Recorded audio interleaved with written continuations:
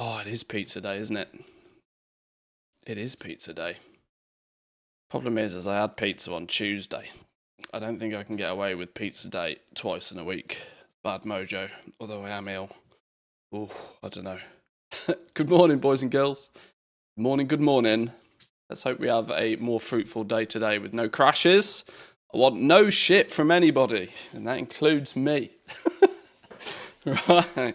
Nothing but plain sailing, hopefully. How are we doing though, boys and girls? Good morning. Let's get things up and running. Where is the beta? I'm not even going to bother trying to play live today because I would need all 5 accounts, and that didn't go very well yesterday. So let's whoa, Jesus.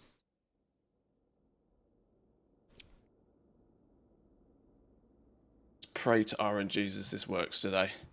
I think I've tweaked the audio a little bit. My microphone should still be nice and punchy, but background audio should be more in the background today.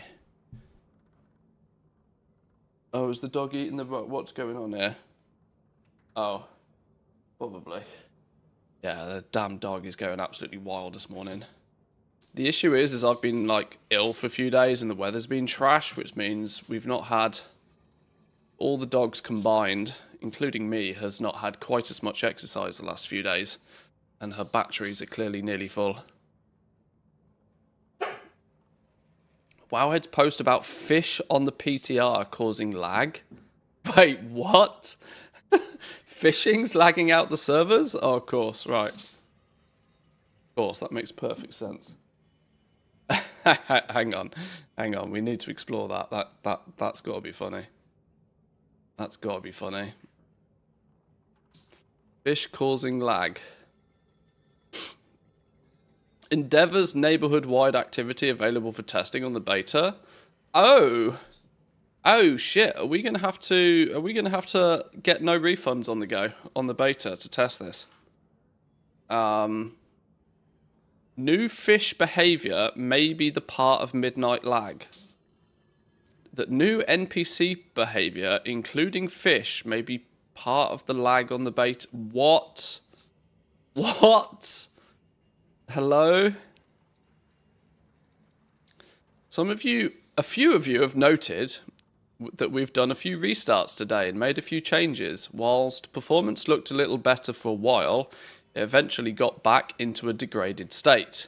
The tricky thing here is that it hasn't been one single problem, but a collection of things causing degraded server performance and increasing memory usage on the world servers.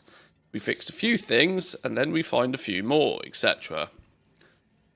We're still plugging away at this, but we think we found a new problem: fish. We've made a lot of improvements to NPC behavior, having them react to players and the environment in a more natural way, as opposed to just generally wandering around creature flag. And that's largely working fine in many places, but we have a lot of coastline in midnight, and that means a lot of wildlife, like fish, get spawned. That would probably be fine, but once enough players get close enough to the fish, this advanced NPC behavior turned on for them, and well, something smells fishy. Oh, God. Again, might not be a magic bullet or the thing causing all the problems, but we're going to do some mad science tomorrow to scale things a little bit differently. And if that doesn't help, we're going to have to do some more fishing. Either way, I'm hooked. Oh my. Checks date, not even April? I know, right? That's crazy. It's literally... I was going to say it's the butterfly effect, but it's the fishy flap effect, clearly. Unbelievable. Alma, hey. Don't go behind the curtains, you. Cable's behind there. I did a really good job when I installed my home cinema system of hiding all of the cables, right? I've put like, what do you call it? Like, trunking all around. All the cables are hidden away, nice and neat, apart from one area, which is behind the curtain, where I ran out of the conduit trunking stuff. I ran out, and she seems to have found it, damn dog.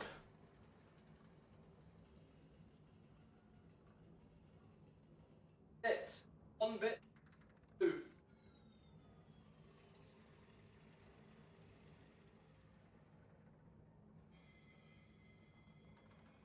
Not 4 dogs. Okay. Well, does this mean the beta is still, like, absolutely fried? Because if it's going to be laggy like a bitch, we're going to entertain ourselves in some other way than trying to level toons and figure shit out. I was trying to level this druid a little bit for an hour or two last night. In fairness, I am slow. I also wasn't paying too much attention to what I was really doing. The lag was just like bananas. It was almost impossible. Let's hope it's early enough that there's not enough people on that it's not tragic. But let's see. Oh, okay, I'm already being pewed. Okay, there's still some serious input delay.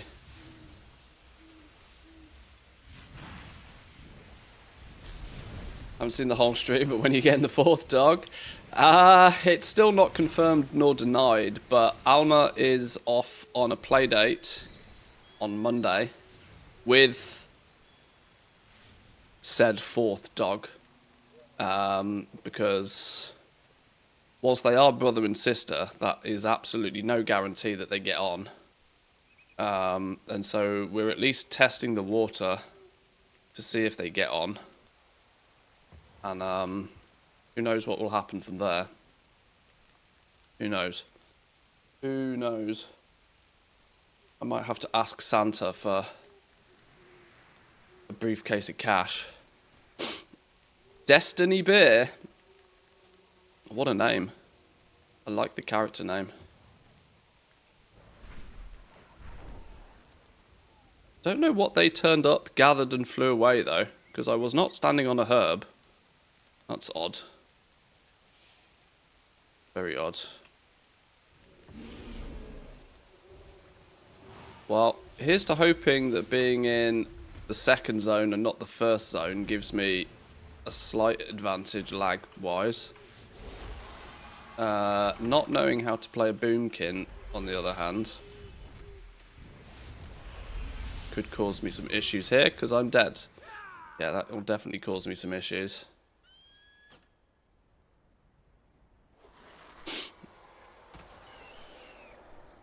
Oh, when you're dead, you get old school flying.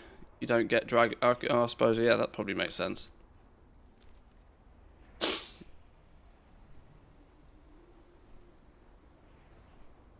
Not dead, just sleeping. Yeah, a small hibernation, that's it. It's not remix, you can't just pull everything. I'm going to be honest with you. Playing on in a retail environment has kind of a... It did take some getting used to, I'm not gonna lie. Definitely took a little bit of getting used to.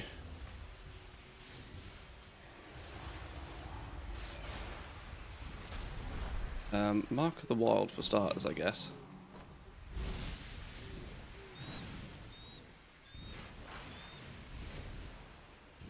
Looks like you know how to play Boomkin, same result as Hunter Barrage.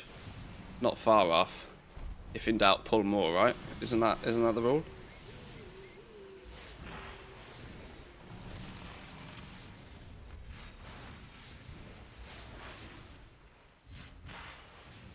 Doesn't help that I hit like a wet fish, clearly. New chicken foot. Yeah, the Haranir Druid forms are really cool. I will agree with you on that one for sure.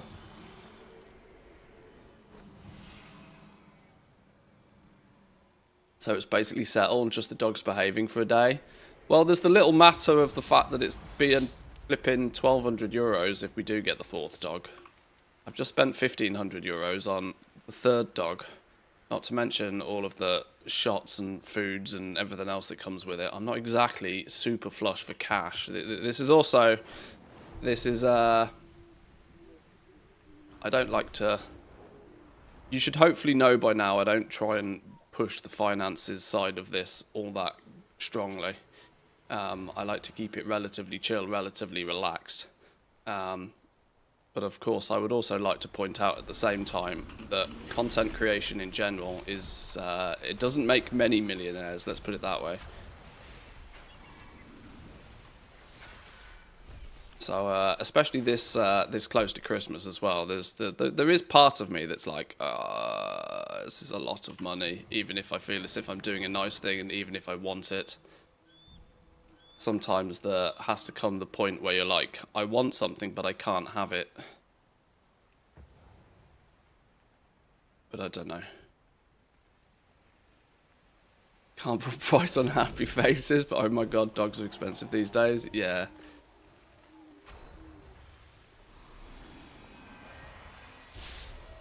Alright, well there's another druid out here killing half of these anyway. Now he's in bear form. I'm wondering if going Guardian is a play.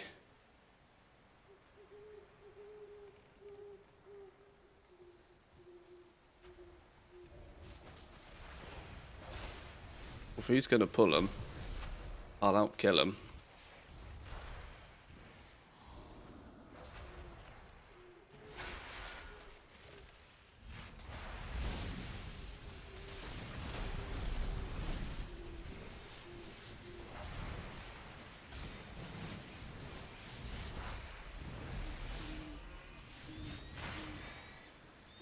The lag doesn't seem terrible, but it is still very clear that I'm playing on NA servers.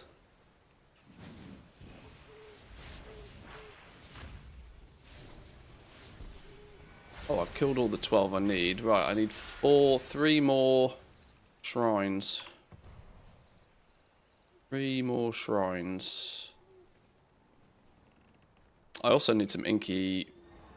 What's it? Inky black potions? What's the ones that turns everything daylight?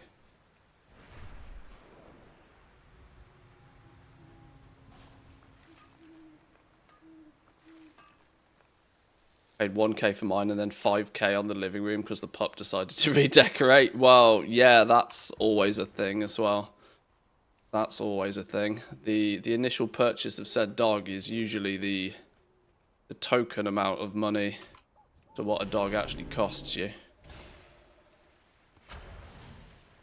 I mean, it's not like having a child, but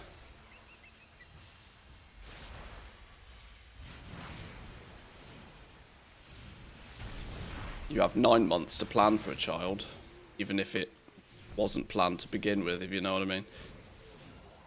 Why do you need the potions? Because everything's flipping pitch black all the time. Because NA server times, it's like 1 o'clock in the morning.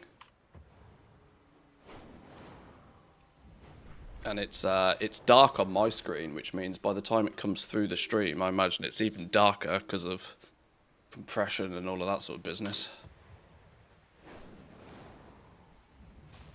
Just don't look very pretty.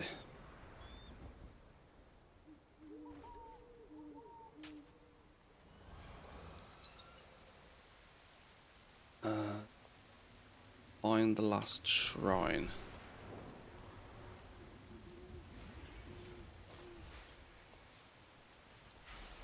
I swear there was some ore or something here. This rich copper node. I'm only sort of like casually tapping the odd node whilst leveling at the same time here. I'm not really trying to blast these. I have found some of the... Started to find some of the zone treasures. Doing some digging already. I'm pretty confident in saying there's 8 treasures per zone. Oh, I need to kill you. There's 8 treasures per profession. Not 8 treasures per zone, sorry. 8 treasures per profession. Split up roughly in 2 per zone.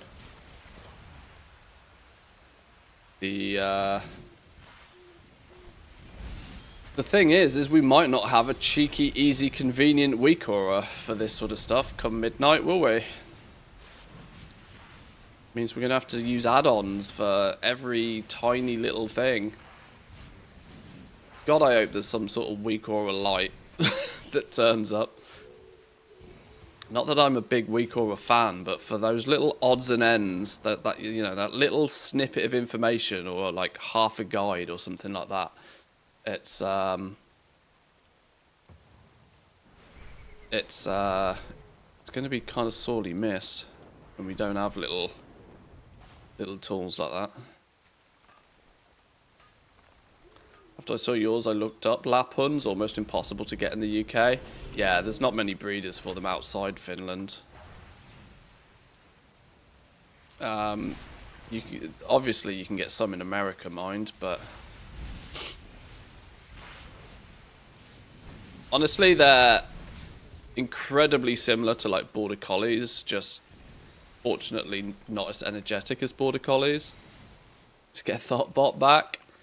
Well, I mean, obviously there's always Wowhead. Like Wowhead does the same, right? It's the same concept, but there's nothing more convenient than having a little WeakAura that just, you know, that you can then click on, get a Tom arrow, you know, all of this sort of stuff. It just means it's going to have to all be bedded into add-ons of some sort. But we need Zygor to like do us all a solid and integrate it. Maybe that's an invitation. Super worried Alcoholic add-on won't get updated. I really rely on that. Well, I think for the most part, most add-ons are safe, right? I'm pretty sure most add-ons are pretty safe.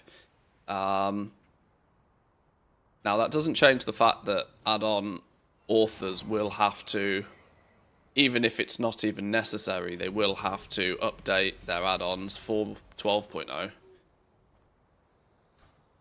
What have we got here? Health bar aura B, health bar aura A. Do not translate. Okay. Yeah, I think most add-ons are probably safe, but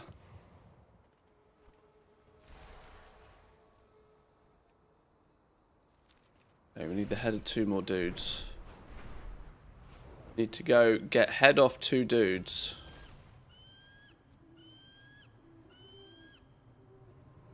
Worst ways to spend your Friday.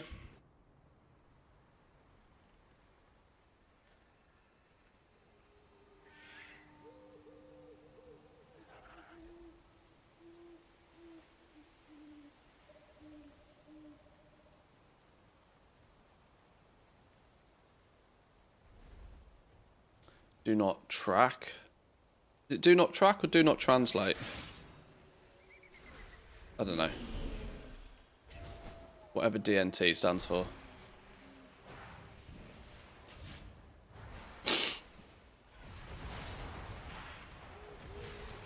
my biggest issue. Even if an add-on is safe, it will need adjustment, and I use some add-ons that haven't been developed on for years.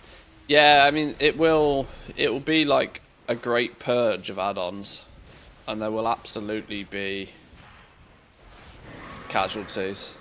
There'll absolutely be things that like completely shouldn't be broken that will get broken, and that because the add-on author just doesn't play the game anymore, it will simply be that, you know, they just won't ever get updated unless somebody steps in and branches the add-on and takes it upon themselves. Which, as we also know, is sort of problematic at times because people get weird about that. Oh, a copper seam. Hello. Refulgent copper seam.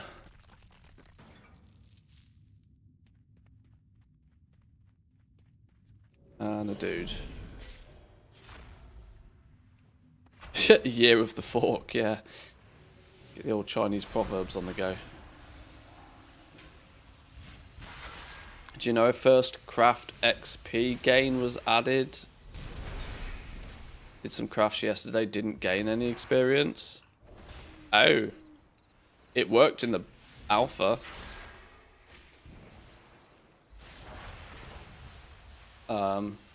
It works in the alpha.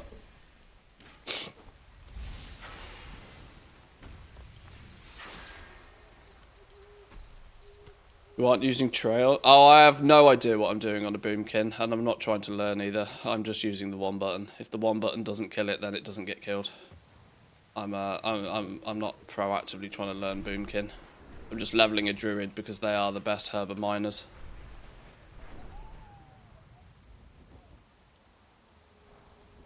Go on. Lower guide ya, Hashura. Interestingly, the items you receive as on the quests, for example, by the time you pick the item up, I've noticed they're often completely different item levels to what it says you're going to get in the quest. I wonder if that's because when I picked up the quest, I was 1 level, and now I've gained the reward at a higher level. It's a higher level item or something. I'm not even sure. I guess that's probably how it works. It's a bit jarring when you, especially if there's an option where you have to choose between like 2 items. You know, you could look at the 2 and I could then compare them to what I've already got equipped and be like, oh, these 2 are lower item level than what I've already got equipped. But then I choose one and it ends up being higher than the one I've already got equipped, which is odd. And I can't work out if it's a visual glitch or what. Mind yourself, things you haven't been back to the But temple it's been before, reported. There'll be nothing there but birds and bramble. I've already decided if an author's moved on, I'll learn and develop the same thing myself. Knowing what each character has in its bag's bank is just too useful to me.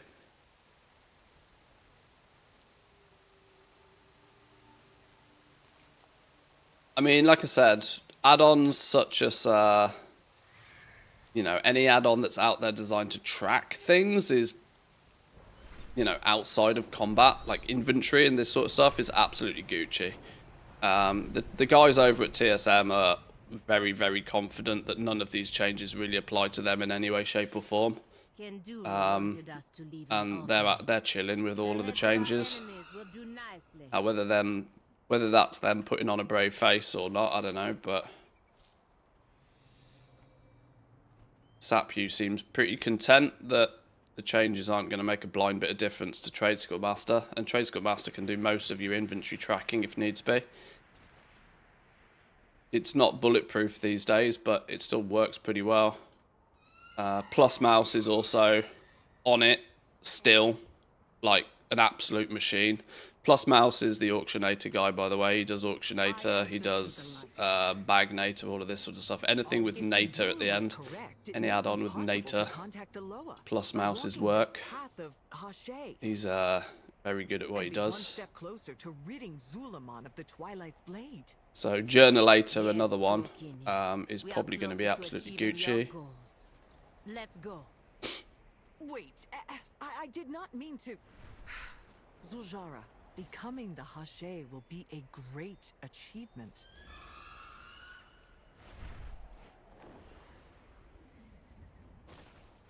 I'm listening. Need Bagnator and Auctionator to work. Can't live without the others. Or can live without the others, I say, yeah. Yeah, they should be fine. I'll kill Zonzai beyond you always.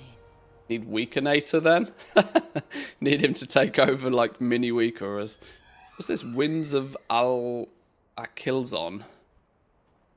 Wind streams throughout Zulaman can now be utilized to boost speed and vigor while skyriding. Oh, interesting.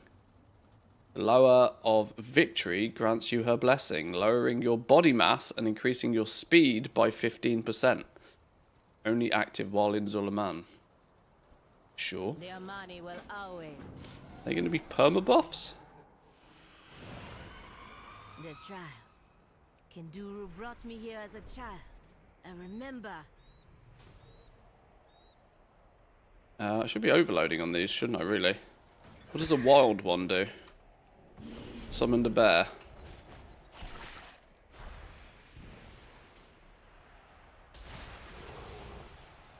Overloading wild shit summons. I've had it summon a few different things so far.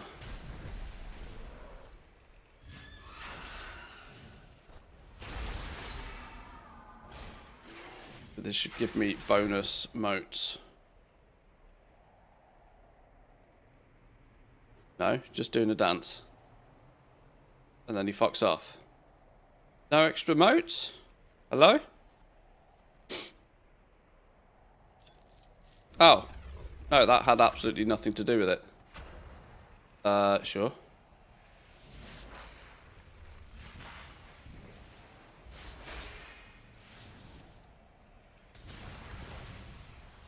2 mote of wild magic from tapping the node in the first place. How much do these rumblings give me? An extra mote or 2 each would be nice. Hopper. Okay. It's also not uniform what material you get out of those either, which is interesting.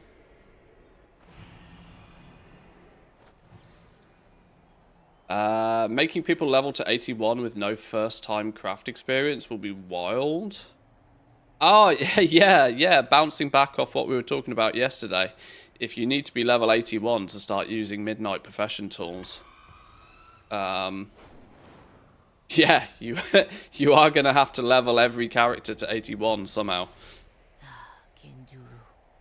I hope you are right. Which, it might only be 1 level, but boy oh boy, that will get frustrating for people that have got lots of characters. Zara, are you mad?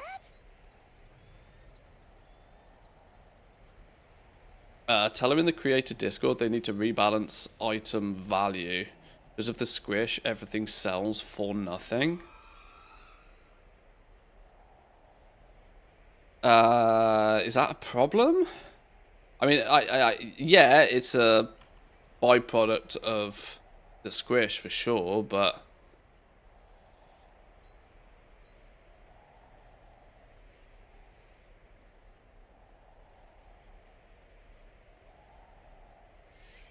I can vendor shit on live for 100 gold, now it's 20 silver.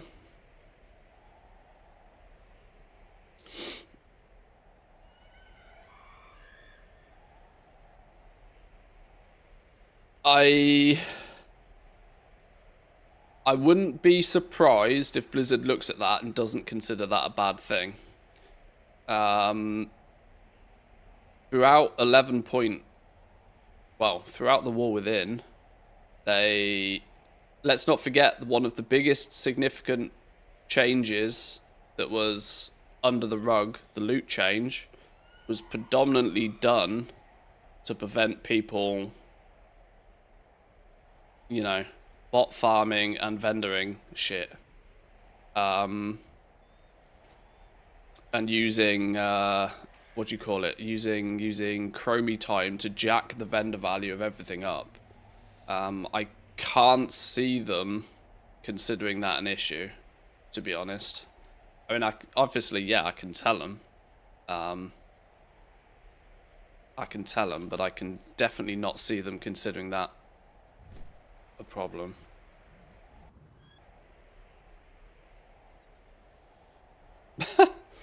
Okay, crash. Spit it out. There's significant amounts of other places in the game where gold is created, where inflation is created. If vendoring shit becomes not one of them, I don't really suppose that's a massive problem. Go back where you came from. Oraka Gokin. But then again, I don't have any access to the, you know, the numbers behind the scenes to quantify where all of the inflationary gold comes from, whether it's from vendoring stuff or whether it's from world quests or what's the cause. But yeah, clearly part of the squish has made everything like If I share my feelings, you're gonna tell me how to rid myself of the hot rage and cold shame. very low vendor value. Well, half of these things are just 1 copper. Half of them doesn't have vendor value at all. Yes. You could. It will mean that you will. Well, one advantage is that you will always disenchant it. Let's put it that way. Gives strong advantage to disenchanting. Maybe that's what they want. Maybe they want everybody to disenchant all of their gear and not vendor it. Maybe that is their solution to the fact that there's going to be no flipping dust anywhere. Zul'jin, I realized, was the same. He had good reason for his rage, and it festered Save quests and to controlled turn in him. when midnight launches. Now you're saying Yeah, I but should feel sorry for you. They your should be pardoned alt because you army have alts redeemed don't them. have No, quests in the first place, right? They're going to fall straight out of remix.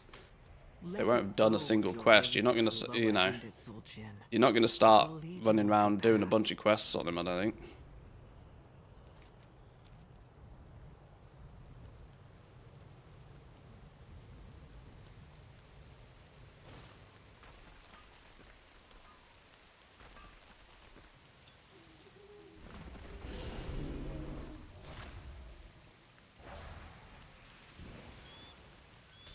This is the thing that's somewhat confused me across the alpha phase.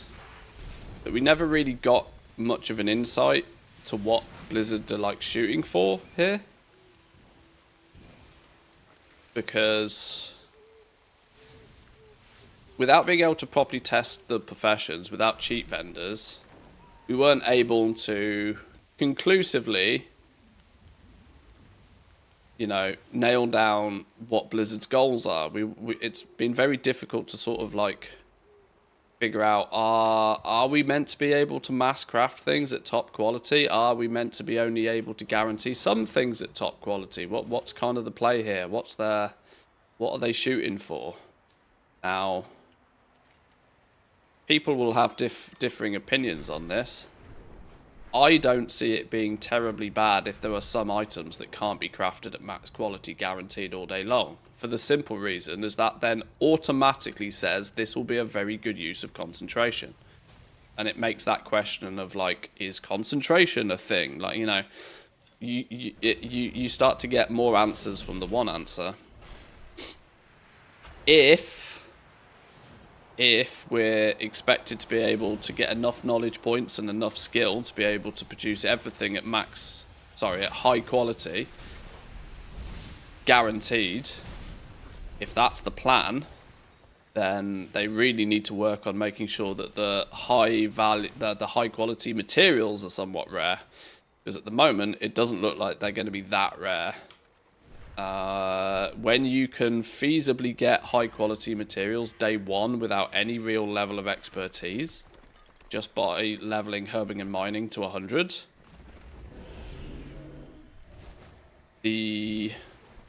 and on top of the fact I have a sneaky suspicion that people will overfarm the shit out of everything because moats will be the bottleneck, there's a strong chance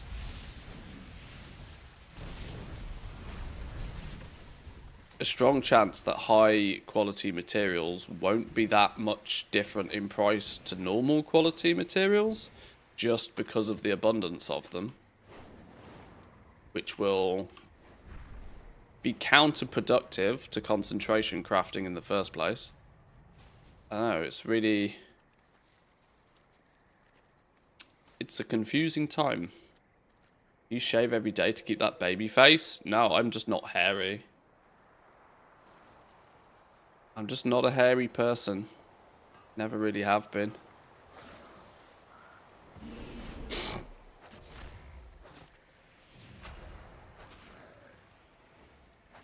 I mean, I probably only have a proper shave twice a week.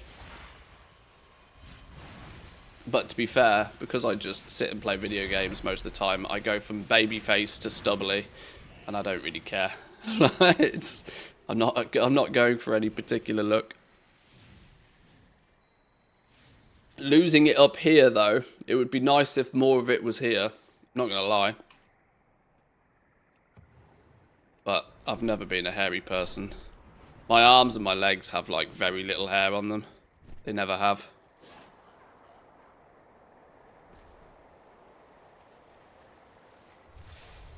I've always joked with people who know me personally, IRL. For reference, I've never known my dad, right? So, I've never known who my dad is, which has always led me to joke with close friends and family that my dad was clearly a dolphin or something, because I'm just not hairy. Smooth as silk. Now we're probably getting into the oversharing part of the stream, but what are you gonna do? You can see when the wife is away for a few days. Mrs. Manthius always gets annoyed at me as soon as I get too stubbly. So in that regard, I do tend to keep it relatively clean shaven, even if there is not huge quantities of it to be shaven.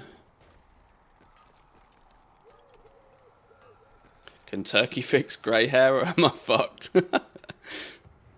He's got to embrace it. Silver fox it out. Get it done.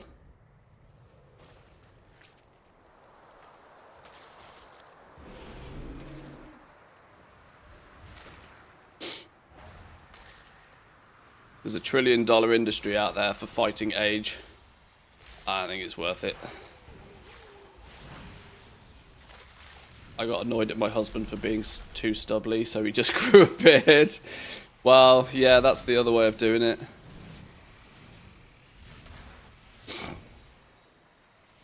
But you got to go through that painful stage of just looking like you're homeless.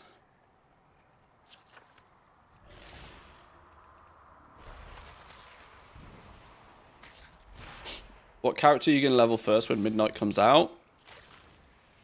I haven't really put a solid plan of action together for Midnight yet, really.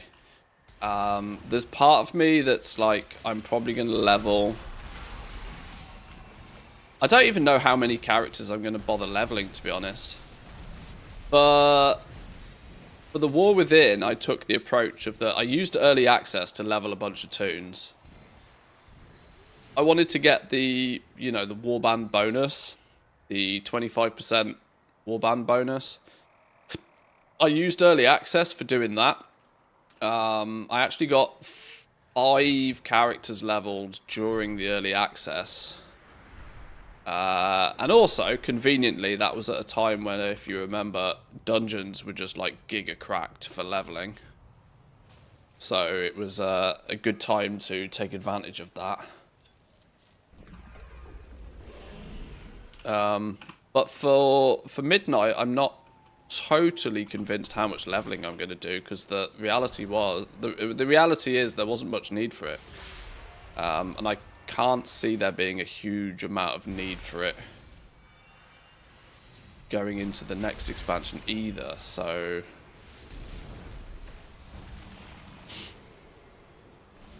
it might be get the Herba Miner leveled up. Just because keeping on top of weekly knowledge points via herbing and mining at the beginning of an expansion is fruitful, worth doing, when a well-equipped Herba Miner can easily be doing 50 to 100,000 gold an hour if you so want them to be.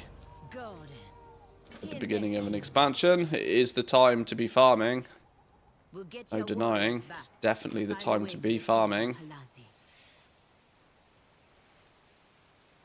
But on the flip side, I also know how very quickly I lose interest in any sort of farming just because it bores the shit out of me, and I'm not looking to waste. Okay, waste is the wrong word to use there, but I'm not looking to spend a huge percentage of my early expansion playtime doing something that I don't particularly enjoy to generate gold I don't particularly need. I would rather tinker with things that do intrigue me more. Season 1 is all about crafting, so we will be doing whatever is involved to do a bunch of crafting.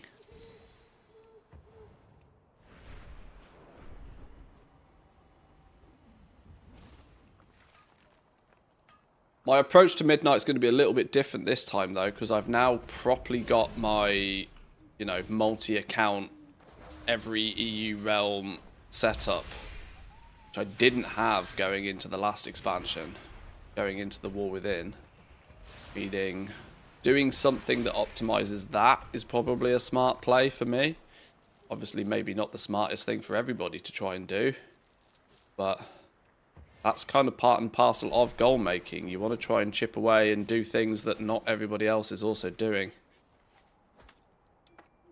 Yes, farming is very, very lucrative, but there's a ceiling on the amount of gold you can make.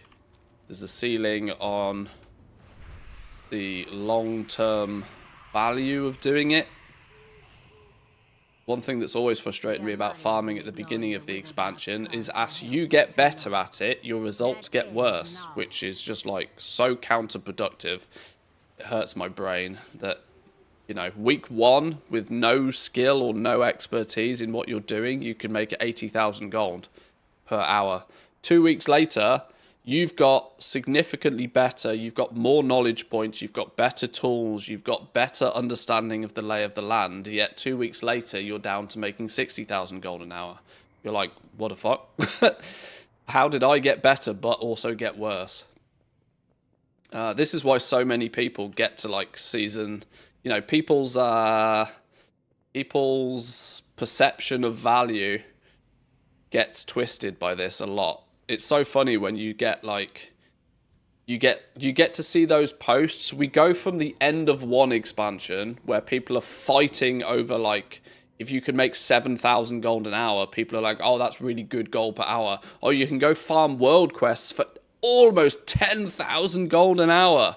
People get excited over like dog shit level numbers at the end of an expansion because that's just what's available. And then 2 months later, people are like spitting on 30,000 gold an hour because it's not worth anymore. It's the perception of value changes so much in the space of like 2 months. It's really funny to see.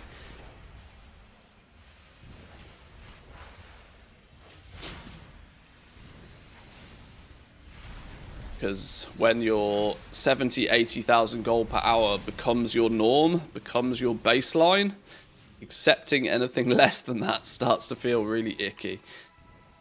Even though a lot of people don't realize that that 60, 70, 80,000 gold an hour is nothing even remotely close to a baseline. Baseline gold per hour value in this game is probably about 20,000 gold an hour these days. If you can do better than that, you're winning. If you are doing less than that, it's probably because it's a quiet time. Cutting edge Mythic Plus player, would you recommend any professions for me just to make some casual money at the start? I went alchemy and enchanting at the start of the War Within. Literally could never make anything profitable. Thinking of going gathering instead. Professions revolve 90% around concentration. Your bar of concentration is your profit in most cases. Now, throughout the War Within, some professions were definitely better than others. I would point out to you that actually alchemy and enchanting were probably two of the best professions, because making flasks using concentration was a gold mine. Making any enchant with concentration was a gold mine. The limitation, though, is that you only have 1,000 concentration to spend, so you can only make a few very profitable enchants or flasks every couple of days, but it's bare minimum effort, right? Super duper mega easy. Takes you 10 minutes every couple of days. Might make you 20, 30,000 gold a week. If anything, it might cover the cost of your consumables when you are doing raiding or Mythic Plus or whatever. So you won't make a lot of gold, but, you know, it covers your costs, which is also valuable. Gathering, on the other hand, is entirely effort-based. You make as much gold with gathering as you put effort in. If your main focus is Mythic Plus, if your main focus is raiding, then I would also assume that you probably don't have that many spare hours at the beginning of an expansion where you want to go out farming. So, yeah, it's...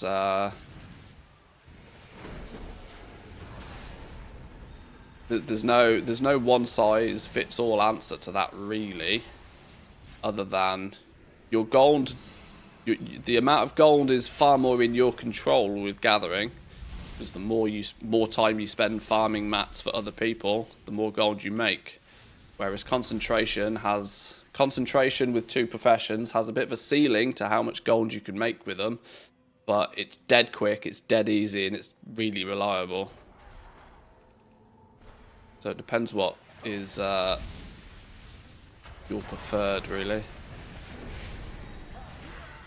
Is it just me, or is there only one leveling dungeon? You have to unlock the dungeons this time round. Oh my god, I'm about to die. Shit. You have to unlock the dungeons this time round. When you are first leveling, you have to either level up to a certain level or complete a quest. It's an either or to unlock each dungeon. So they kind of they clearly don't want people spamming dungeons to level up this time. At least not the first time. They want you to do the campaign first. This seems to be their way to enforce that. Is to drip feed you even the leveling dungeons.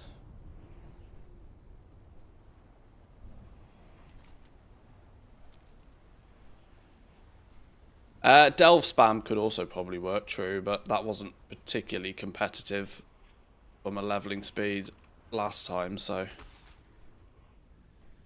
Then again, if they can't fix this fish lag, then we may be in the same... If they can't fix the fish lag, being instanced in a delve might be significantly better than trying to fight through the flipping lag.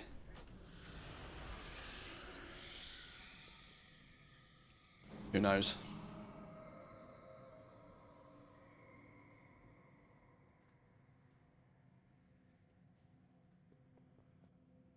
Use alts for more concentration crafts. Goblins have alt armies for that purpose. Yeah, so to expand a little bit, if your main focus is Mythic Plus and raiding, I would also assume that you've probably got a handful of alts. Make sure the professions on those, they don't need to be super duper min-maxed, but just make sure you're using the concentration on all of your professions. Because like I said, if you get into the mindset of the concentration is gold, that if it's capped at 1,000 you're losing gold, you just want to get into the habit of making sure you use your concentration on something. And if you can get into that habit, you'll have a steady flow of gold throughout the entire expansion. And those who are not happy with modest amounts of gold end up leveling disgusting amounts of alts just so that they can increase the total of concentration they have to spend every few days. And some people have made out like absolute fucking bandits this expansion from doing that. I mean, we're talking like Warlords of Draenor mission table level bandits.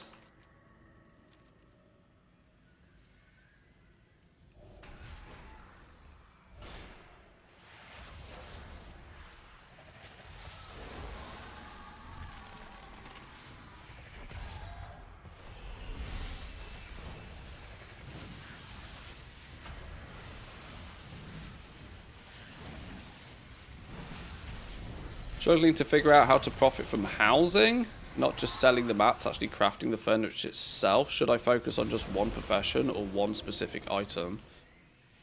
It's up to you.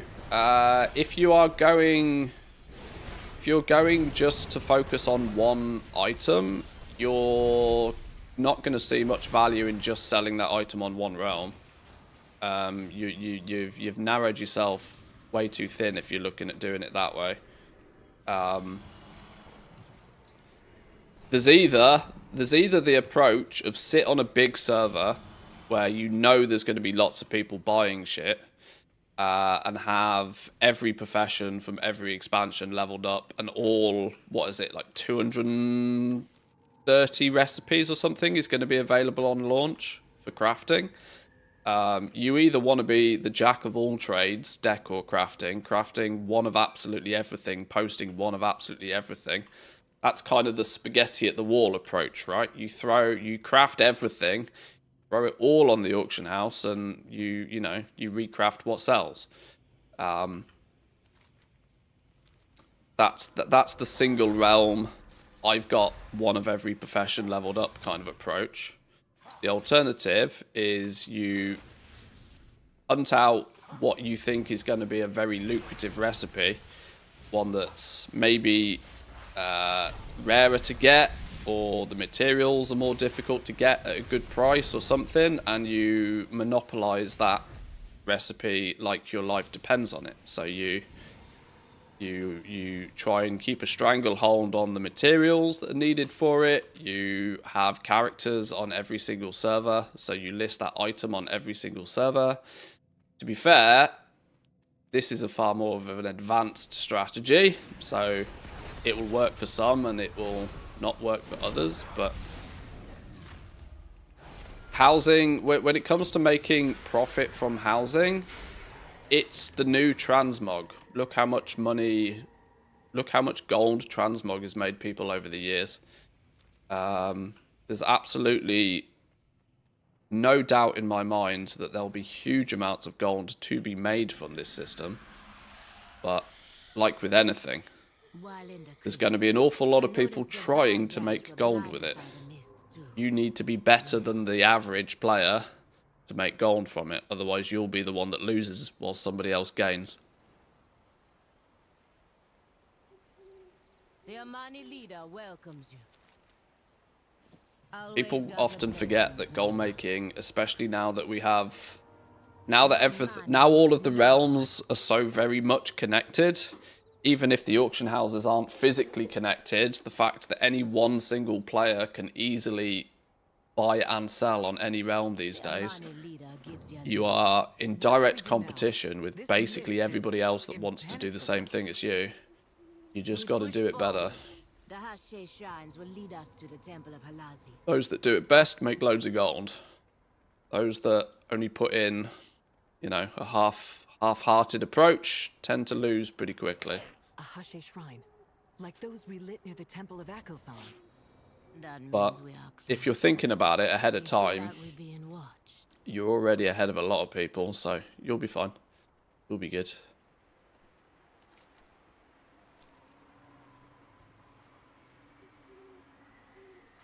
Why can't I target you? There we go. Exercise I still need to go to do is go through all of the craftables on the WoW Housing DB and give them each a score based on how many people have favorited it or added it to a collection. Oh, to try and sort of highlight sort of fan favorite items, yeah. A nice cheeky top 10 tier list of decor.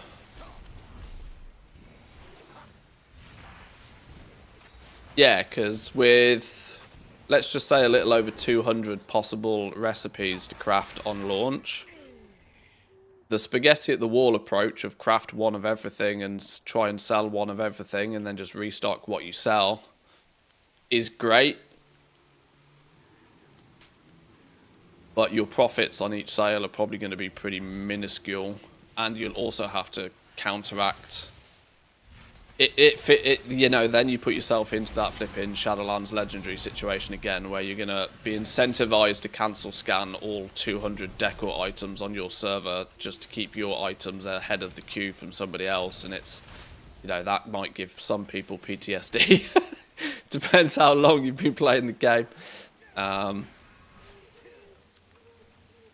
Whereas trying to narrow down and figure out which ones are the ones that are more popular, thinking about it from the perspective of that, you know, players might only want one bed, but they might only want one big table, but they might want 8 chairs. You know, there might be some decor items. This is something that we've not had to really worry about too much. Transmog historically is a one-time purchase. Once you've got the appearance, you've got the appearance. Decor is the same but different. There are going to be some items that will be sold in 10 times the quantity than others. So not all crafts are going to be born equal in that regard. So you can put some brain juice to it and try and figure this stuff out ahead of time.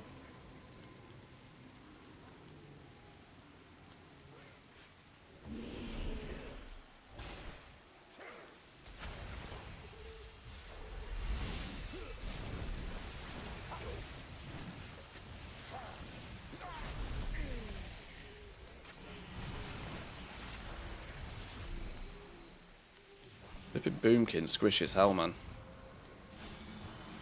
Never got any health.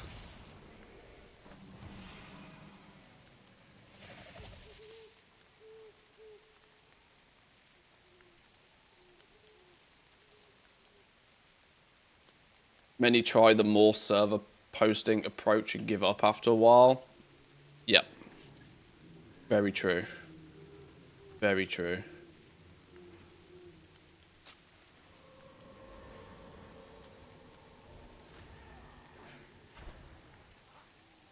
The opportunity for, I mean, one recent change with decor is that if you place a work order for a decor item, now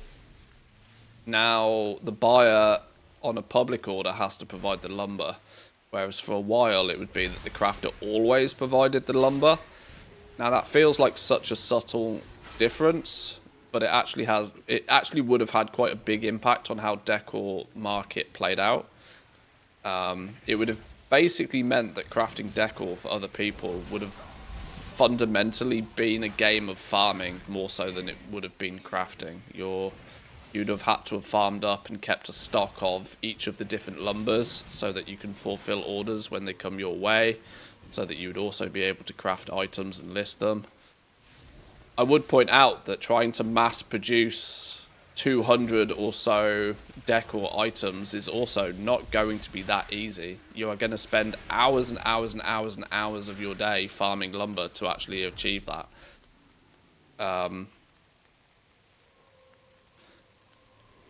Tens of hours farming just lumber just to be able to craft one of everything.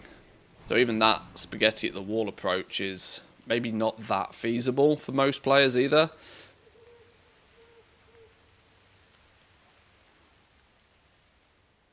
Because let's not forget, there'll be some people out there that will want to craft one, you know, players who just want to collect all of the decor for their own personal gain, right? They will spend hours and hours and hours farming the lumber to craft one of everything themselves so they don't have to buy everything.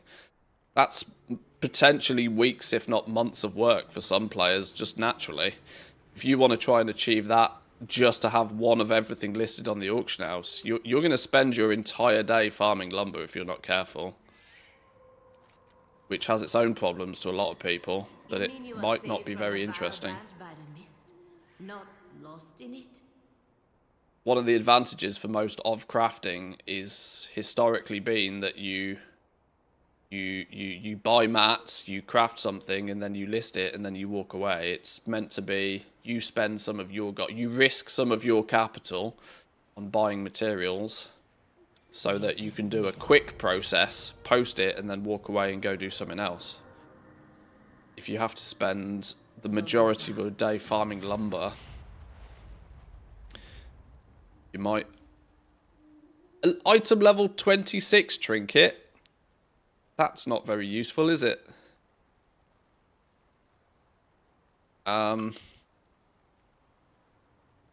Not sure which quest gave me this trinket, but at eye level, what was it?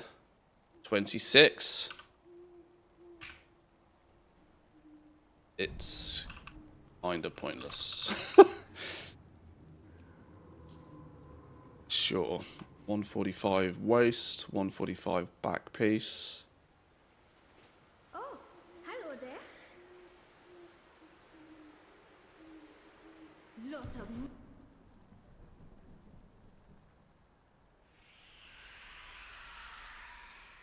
How is Shadow Priest play? No clue, mate. Absolutely no clue. I appreciate the question, but I'm the wrong person to ask. Never touched a Shadow Priest in my life. Although a priest may have touched me, but that's a different story.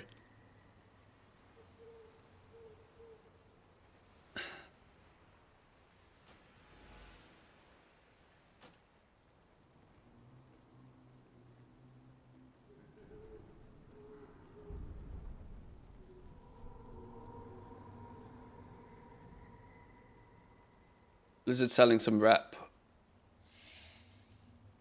Some items 5k, for example. Now add mats that go into the crafting, plus the lumber that people has to farm to make the profits. Prices might be wild. The market will always do, you know, the market will always be at a price that the market can support. There is lots of friction in decor, right? Donut's right. Mia's right. That you have... If you've got... Leveling an old profession is far too much like hard work for a lot of people. Gaining the old materials from an expansion that they maybe have never even played, far too much like hard work. Going out and farming the right lumber from the right expansion, far too much like hard work. All of these things could be enough friction navigate a lot of players to the auction house to buy their decor items. Now, the flip side of that argument is that, well, yeah, there's going to be like 200 or so crafted items day one, but there's also going to be 800 or so items that are not crafted that people can get from other sources. So there's going to be a balancing act there. How easy is it to get, you know, if you're looking at 2 bookcases and one bookcase requires you to go farm up 500 garrison resources to just buy it from an NPC, and another bookcase that looks very similar that costs 15,000 gold on the auction house, that's then a value proposition to that person. Is it easier? Am I willing to go farm flipping 500 garrison resources? Do I have an alt that's got 500 garrison resources? What's the case? Or do I just splurge 15,000 gold on buying the one off the auction house? But the question is then different if the one on the auction house is 50,000 gold. Then all of a sudden, maybe farming the garrison resources becomes more interesting. So this is where the market will just balance itself out. A lot of people will look at the prices of decor on the auction house and think, fuck no, that's ludicrously expensive. Whereas some people will look at it and go, oh, well, I can buy 400,000 gold with 20 bucks on my credit card. Swipe. And hey presto, they've got 400,000 gold, and maybe spending 50k on a bookshelf all of a sudden doesn't hurt that much. Each to their own. Each to their own.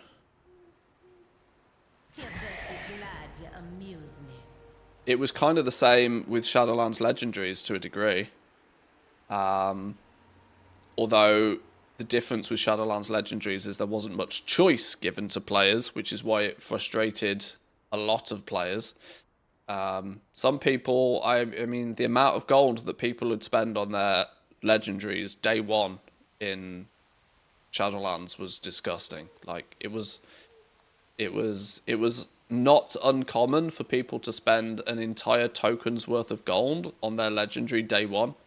Selling rank 7 legendaries on day one of their launch for 250,000 gold apiece, I would have people whispering me, saying, can I sell them the item? Can I give them the item now because their token hasn't sold yet, so that they don't have the gold to buy it now, but they didn't want it to sell out before their raid, right? You've got to remember that, like, some people have no flipping clue what's going on the auction house.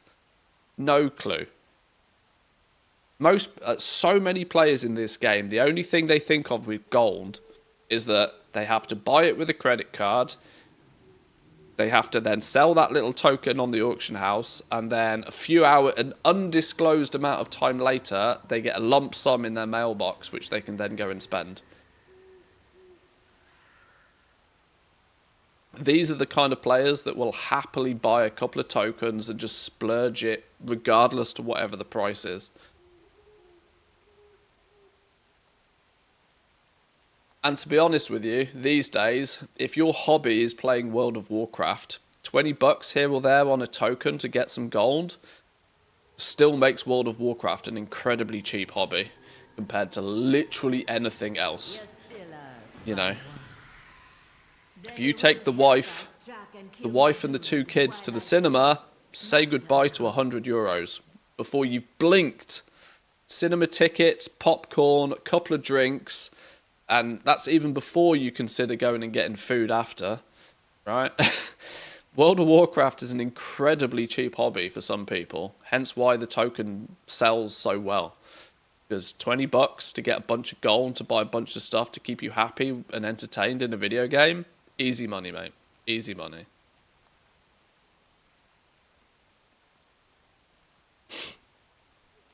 There's going to be absolutely silly money floating around the economy because of decor. Silly numbers.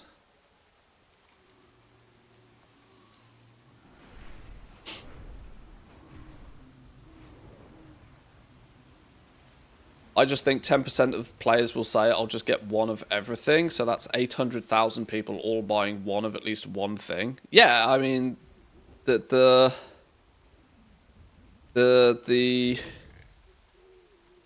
people who've been proactive with this have been keeping an eye on material markets for months at this point, and have very rightly come to the conclusion that when absolutely every man and their dog tries to buy one of everything off the auction house is going to be empty. No, that's a lie. It won't be empty. Everything will just become very expensive very quickly. There is never a case where there isn't something in the auction house. That doesn't happen. Because there will always be somebody willing to sell it, but the price they'll be willing to sell it to you for will increase dramatically if the demand for it is higher. Do we know if they're region-wide? Decor's posted on individual auction houses. So, as far as the EU is concerned, that's like 83 different realms or something. So even crafting one of everything, you'd need to craft one item 83 times just to distribute it to every realm in the EU. This means the total quantity of decor items that will be crafted and will be listed for sale is actually monstrous, right? Meaning the materials will just disappear.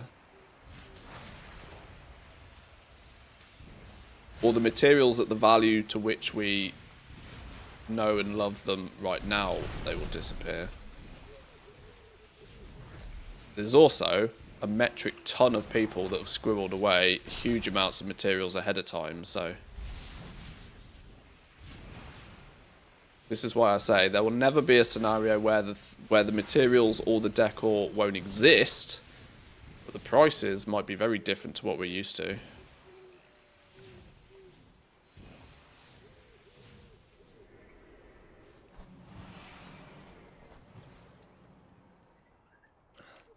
And like Wu said, even if 10% of the player base decides that they're going to just, like, buy one of everything, which won't be uncommon, right? Because you got to think of, like, the friction involved in player housing, right?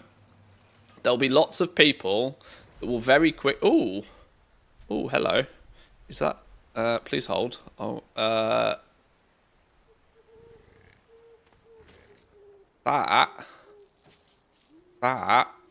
has come early.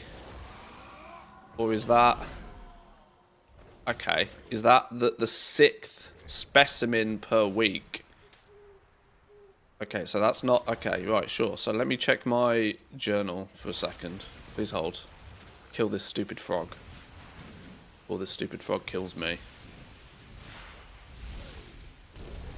I'm going to go flipping Guardian in a minute. This Druid is useless.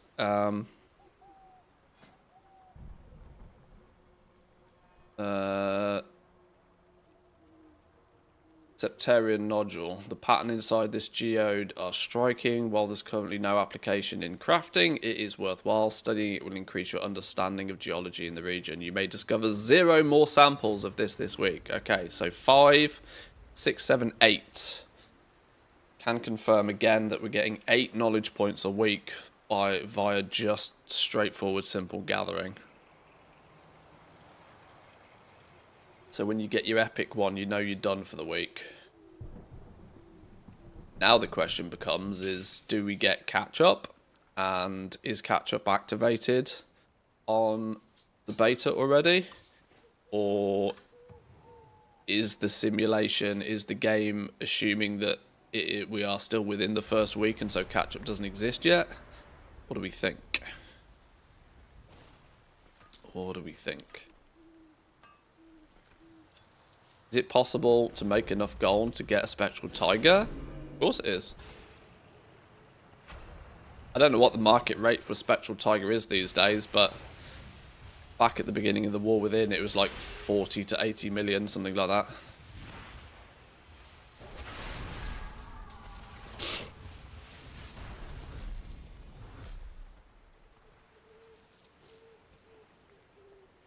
That down there. Got an Armani cache. That's not showing up on the minimap, look. These aren't showing up on the minimap.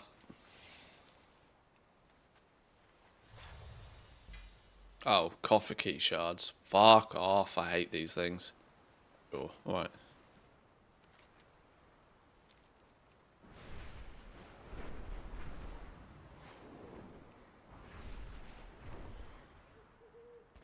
Only made 4 mil in the war within.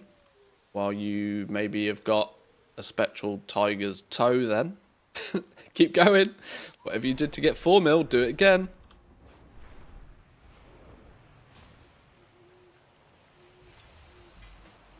$4 mil shouldn't be sniffed at, by the way.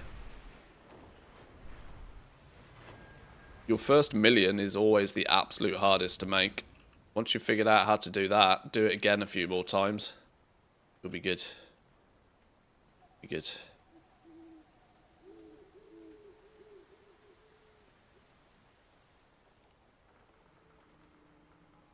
We get up here then. Stairs, here we go.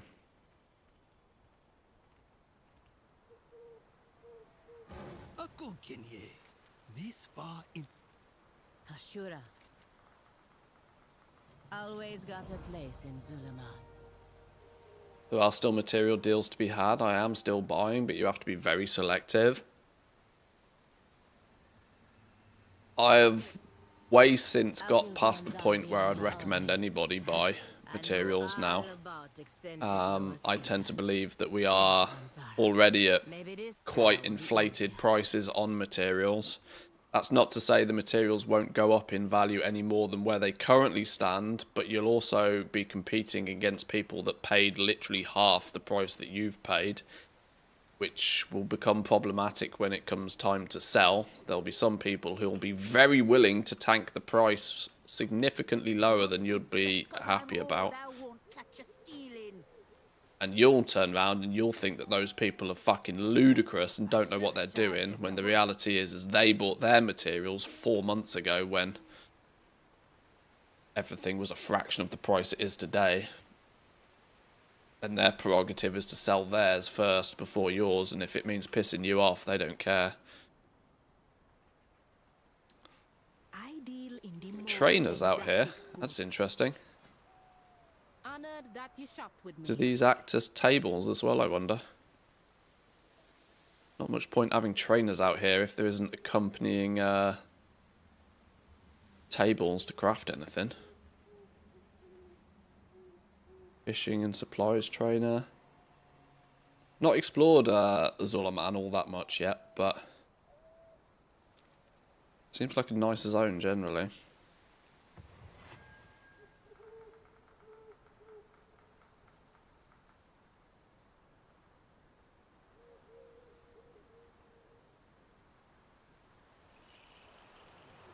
Thinking if the servers recommended for new players will have a bit of a different market. At least they'll have more totally new to the game and interested mostly in decor things.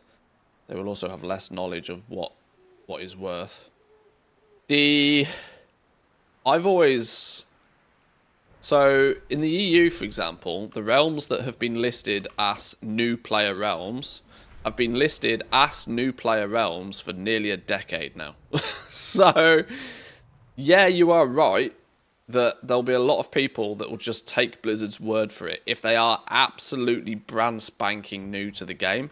Let's take the Final Fantasy XIV crew that might not have really ever played WoW, but they've heard that WoW's getting player housing and have been pissed off with Final Fantasy player housing. When that crew turns up... If that crew turns up, there is a strong possibility that when choosing a server, yes, they will land on the realm that Blizzard suggests to them. Those realms, though, I've always found are so weird. So weird. You have... Because you have such a... You clearly have lots of players on those realms who are there for the sole reason of trying to take advantage of new players. It's really weird. Why? We rescued the Witherbark. You found the Hashe shrines, and you are now... But then you also have players on the quote new player realms that are like 10-year plus veterans of the game. So it's kind of real odd. Luckily, Halazi could not help but meddle in Witherbark affairs, despite what your grandfather had done. Halazi would not let them die. If it came to it, I feel... I saw in the new Void Zone, if you fly off the map, a giant bat will appear and chase you until you go back to the zone, or it catches you and it kills you.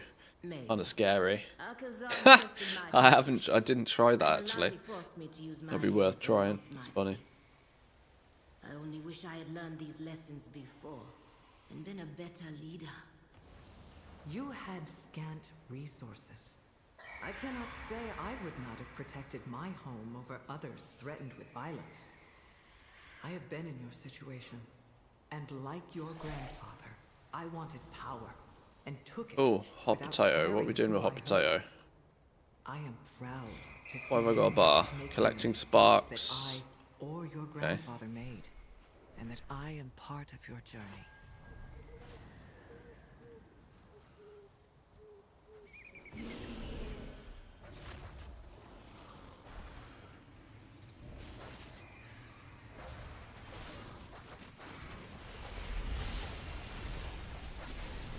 Will we be able to access Silvermoon in pre-patch with all the new trainers there? Not during pre-patch, no.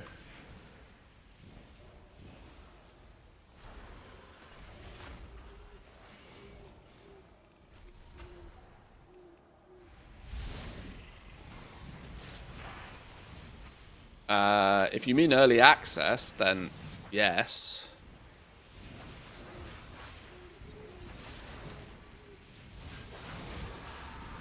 Early access is going to be pretty mission critical to anybody looking to make a sizable amount of gold with the launch.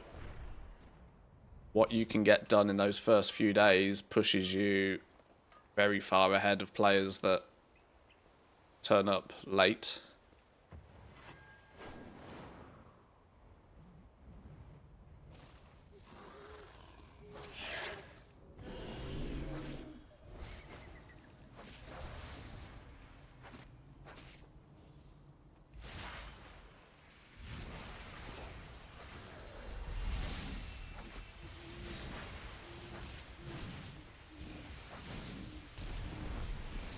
Silvermoon will be good old Silvermoon, still in pre-patch. Yeah, pre-patch. So pre-patch is for when all of this, when we tick over into patch 12.0, before the expansion actually launches. That's when Blizzard implements all of the systems and the chain, like, you know, all of the new tech, all of the new systems, and that sort of stuff. All gets implemented into the game. That doesn't mean you're allowed to go and play with it yet, though.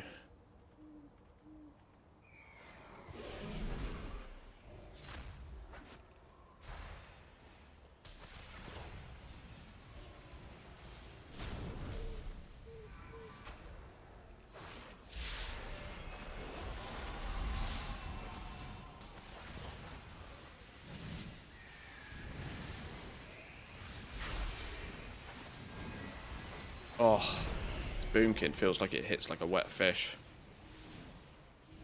I'm clearly not trying very hard to play a Boomkin properly, but also, how am I meant to be empowering this thing? I'm kind of confused. I need to read the quest here. I don't know what I'm doing.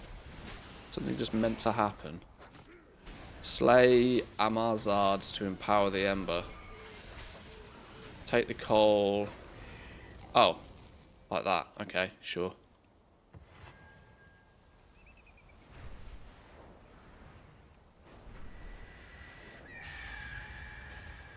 Would you recommend we do gather level or level professions?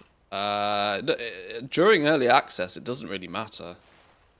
Because anything you do is putting you ahead of people that haven't done it, right? So You best be glad. whatever you choose to do is up to you. You're still a funny one.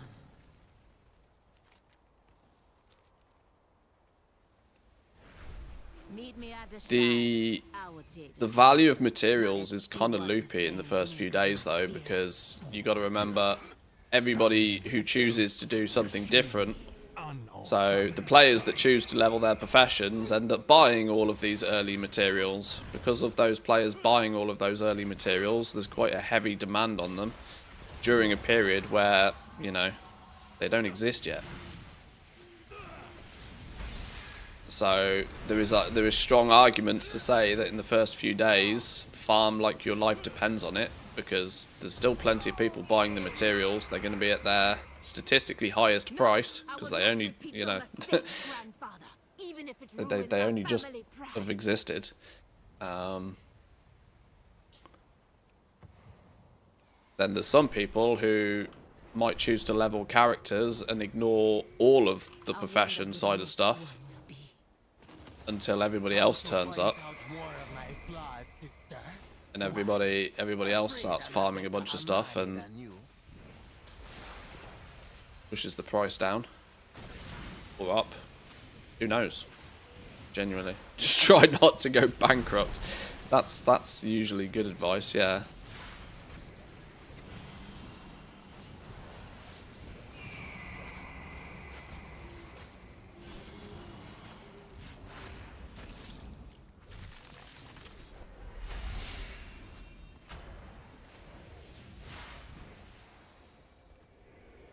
We are both a money enough, brother. We only need to give each other more grace. No, don't.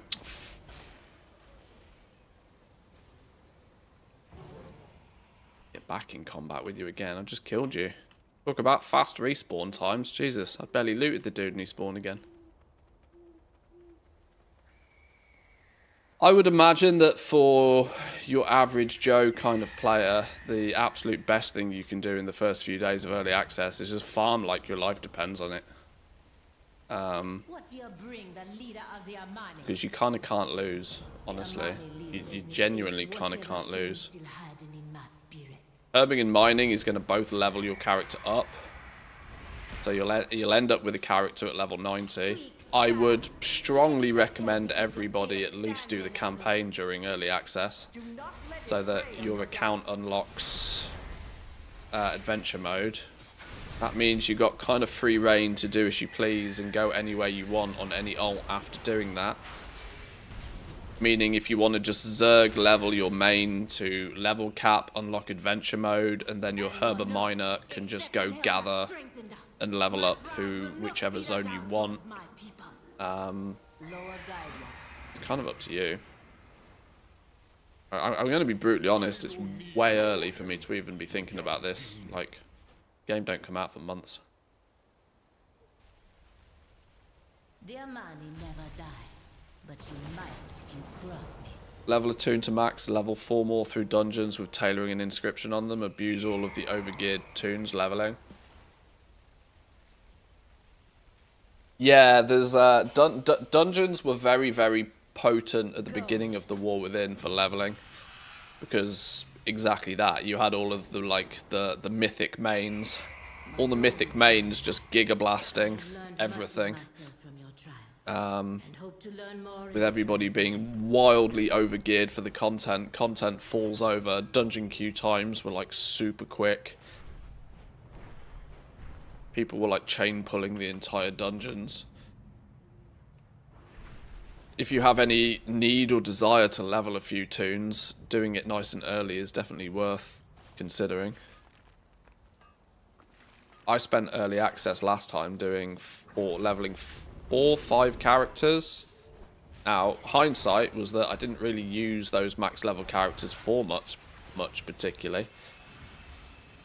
But it was, without question, the quickest and easiest way to level them up at the time. But I also had the ability, you know, I can play the game 18 hours a day at expansion launch. Other people can't do that, so you might have to be a little bit more careful about how you spend your time.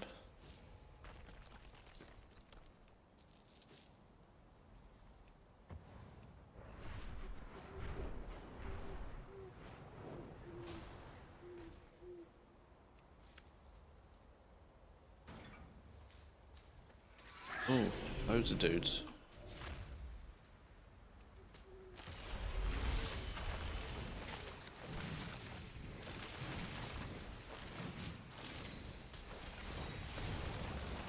I'm legit gonna die from flipping mobs popping out of a herb.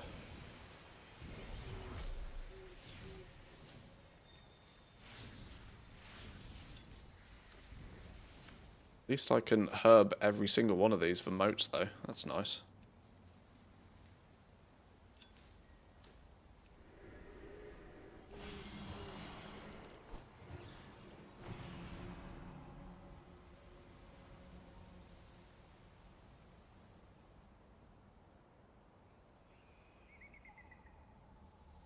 Unless you're part of the 0.1% of world first races, there's zero reason to not take advantage of the gold over leveling as fast as possible.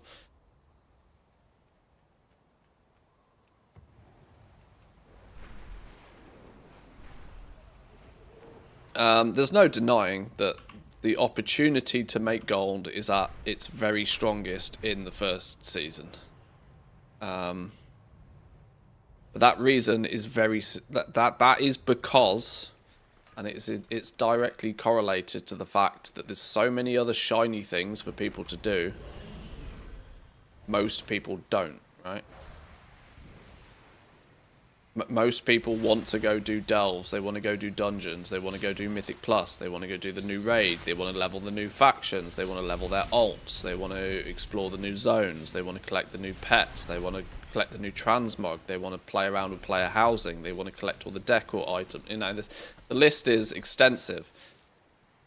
That's why Season 1 goal making is so good, because there's so many other shiny distractions. It means the players that do spend their time gold making have the luxury of being able to charge a premium.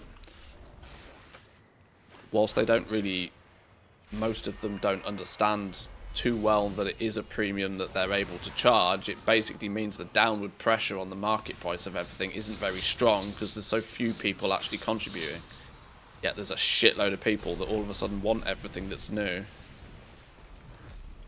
Without sounding like a broken record, say hello to supply and demand. At Season 1, the demand for everything is very, very high because everything's new. But the supply of it is very weak because most people don't want to be doing it. Most people want to go play with the other shiny things. Yet Season 3, when everybody's done delves 3 times now, everybody's seen the raid, everybody's blasted the Mythic Plus, the new zone is caca-poo-poo so nobody cares, all of a sudden people want to start making gold. And yet the amount of people buying shit is significantly less. Will become the flood that washes the invaders from our lands. Xananago. Sister, you returned. While you were prostrating yourself before the law, I secured real power. Midnight tailoring only requires level 78. Yes, well, I mean all of the midnight professions. You can pick up the midnight version of the profession at 78. One thing we have already spotted is you need to be level 81 to use midnight profession tools though. Which does mean there's a strong chance even concentration alts are going to want to get to level 81. Now that doesn't sound like a lot, but people have also told me so far that there doesn't seem to be any first craft bonus experience for some, which is worth checking because I distinctly leveled a couple of characters to 81 on the alpha just by doing some early crafting. But if that's not a thing, crafters are going to have to figure something else out to get to 81. Because even concentration alts are going to want a basic set of profession tools. You're losing too much skill, you're losing too much multi-craft, too much resourcefulness by having nothing. If you've got midnight equivalent, if you've got the War Within equivalent tools, they'll be a good start. But all of the new alts that fall out of Remix, for example, they'll need some profession tools.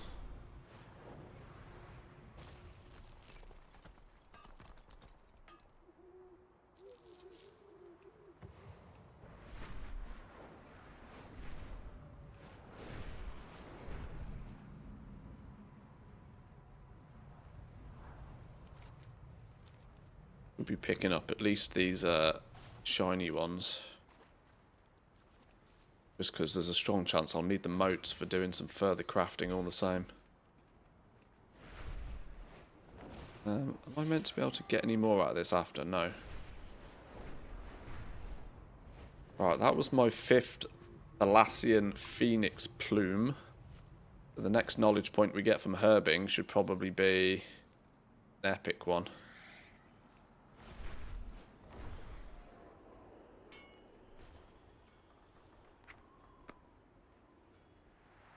Come, I need your counsel.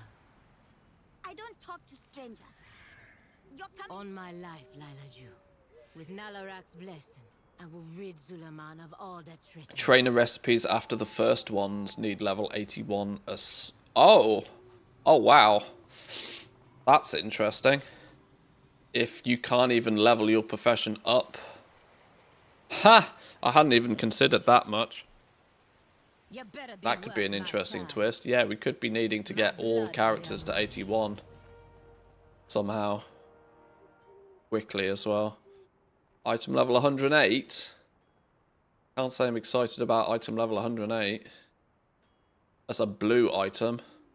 Prismatic socket on it, though. This will also unlock the Den of Nalarak dungeon.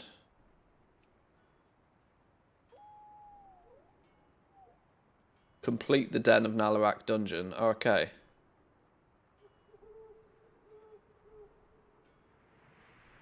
The Amani will always watch your back.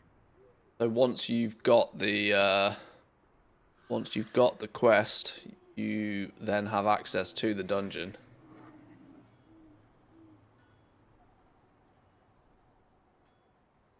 Enter the follower dungeon. Do we do the follower dungeon?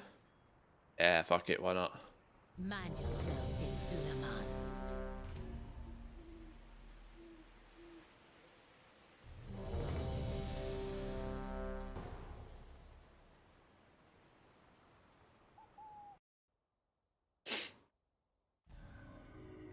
Do I have to do this to continue on the campaign anyway, maybe?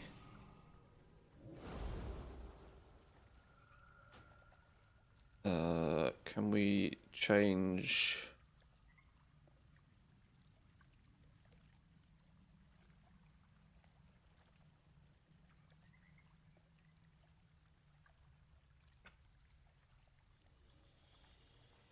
Alright, go. Go on, Garrick. Go do Garrick things. This must be the fire Lilas you spoke of. Sit. Meditate to the sound of the flames. But be ready. This is the lower of war. Whatever he dreams of, we must complete the trial.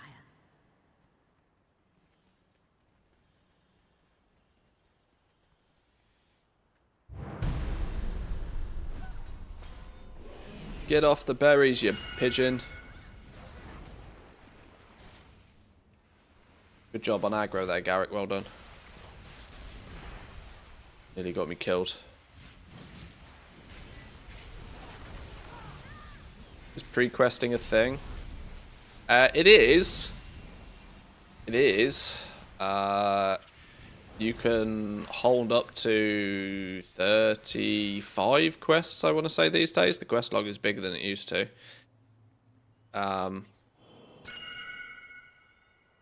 I wouldn't necessarily say it's a great solution.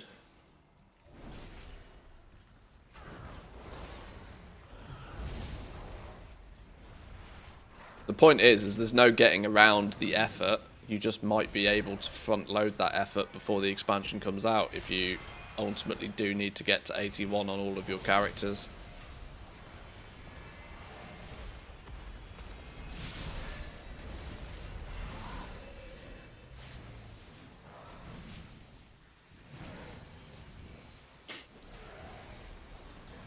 Love the prep shit. It's one of those weird things, right? Some people are more than willing to spend 10 hours before an expansion launch to save 1 hour when the expansion comes out. It's you know, it's whatever floats your boat, really.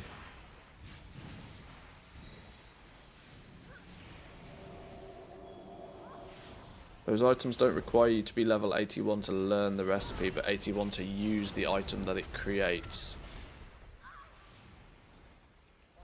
I haven't looked into it in great detail yet.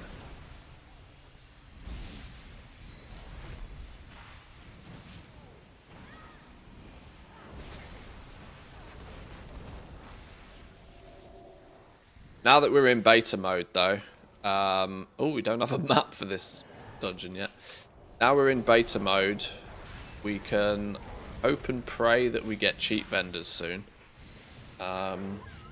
which means if we do get cheat vendors, we can properly deep dive and test all of the professions, and we can start getting into like the nitty-gritty details of exactly what is it going to feel like when the expansion goes live. What are we going to look to be able to do in early access?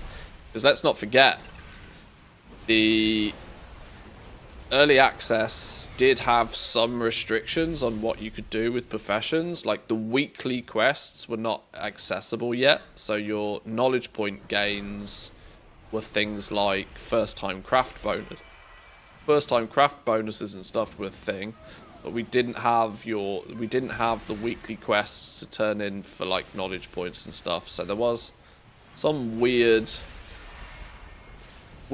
odds and ends that you could and couldn't do during early access before the game officially went live.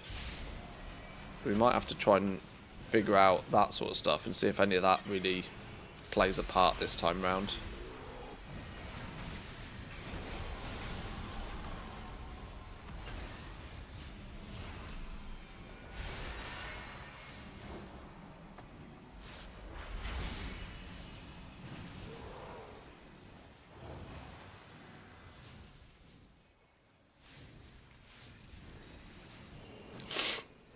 Going Garrett, we're going this way.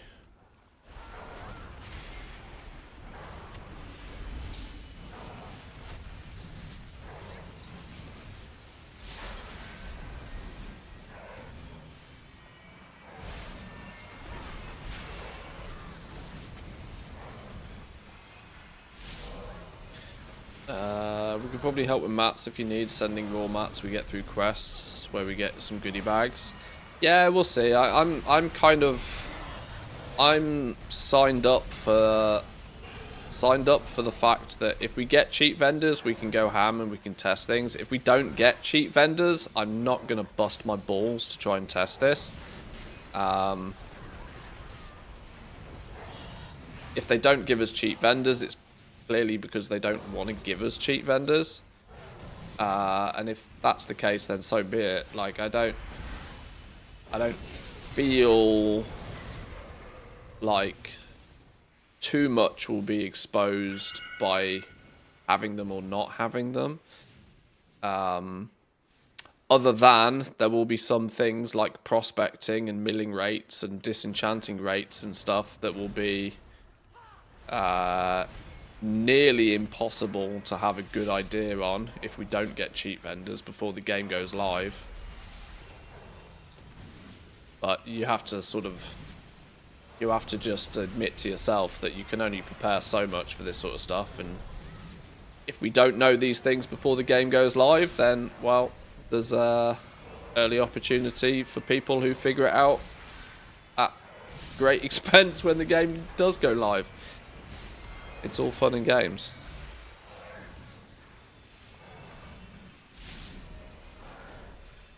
I do think they will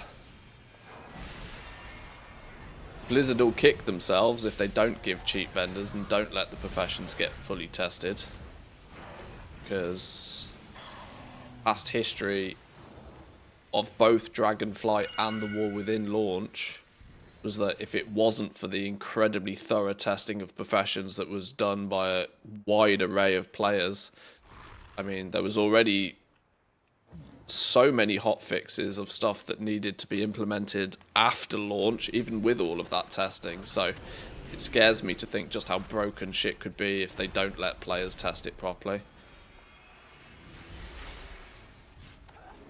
Make a beta guild so people can drop in the stuff that they find whilst leveling. That's actually something I've considered doing, and also not just for like harvesting materials off you guys, but also for like neighborhood testing and stuff. I'm tempted to spin up no refunds on the beta so that we have a guild, we can test out the neighborhoods. Endeavors have been switched on as well, which is something that's worth testing. Not that I think there's any goal making opportunity in that particularly, but it's an aspect to the game that's new and it could be fun. Genuinely have to fish to progress the dungeon. This is fun. It's 4 of 6 offerings and fish was one of them apparently.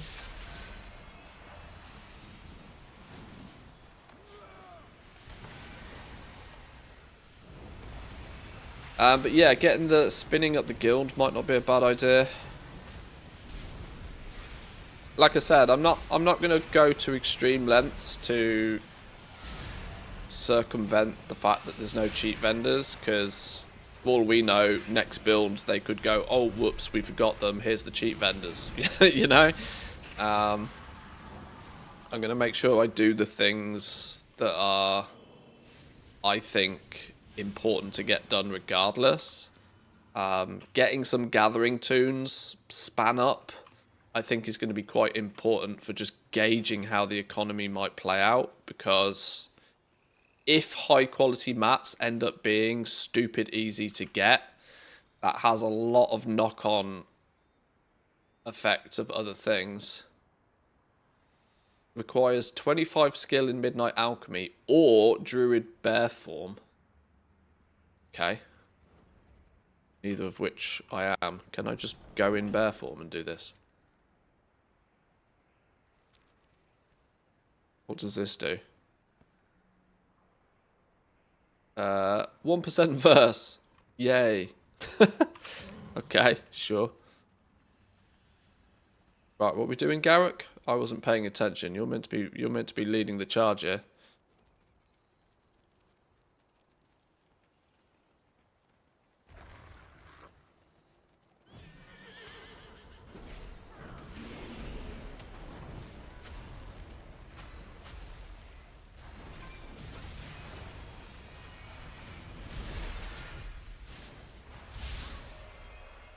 Probably not going to touch my concentration alts for the first month. Huh? You mad? It's the first month where they will be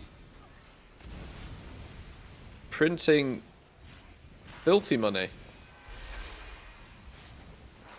Alright, is that...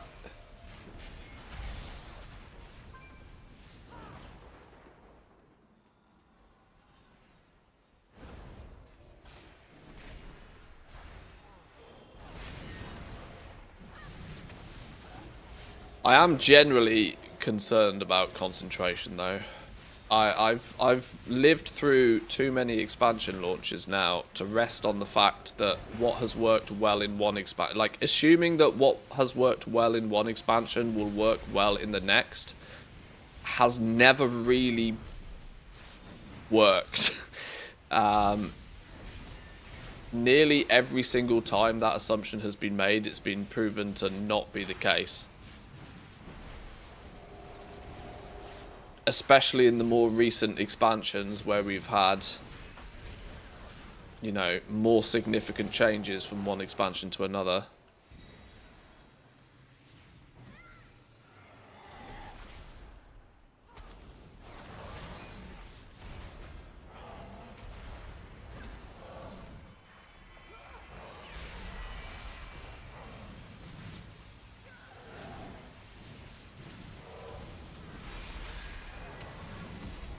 I've already seen plenty enough things within the professions and within the spec trees to give me the hint that they are not looking for concentration to be quite so lucrative this time round. Things such as lesser materials being used, such as obviously now only 2 qualities. Normal quality and high quality, that lowers the bar. That lowers the bar. It lowers the barrier to entry. No longer are you going to need to like push a profession to the point where you can guarantee quality 2 to then concentrate to guarantee quality 3. The only requirement is that you need the recipe. That's it. Then you use normal materials, which are going to be massively abundant, I feel. And from day one, you can start concentrating to make high-quality stuff. The early impressions are that high-quality materials,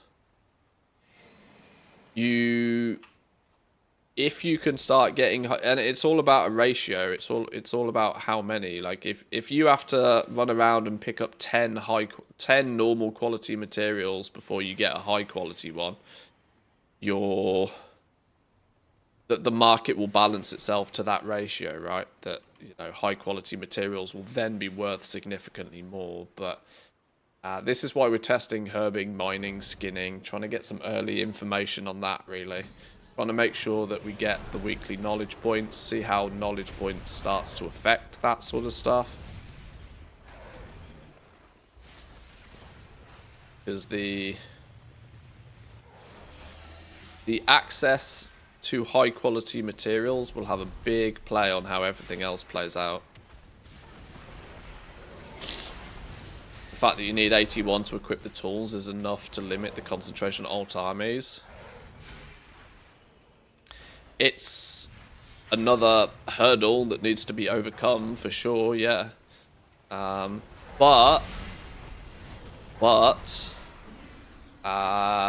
what could be in favor of concentration alts is that I've seen an awful lot of crafts that, whether it's just very early lack of balancing or whether it's by design, we don't know yet, but there's an awful lot of crafts that I feel have such a high recipe difficulty, your chance of ever guaranteeing them at high quality is very slim.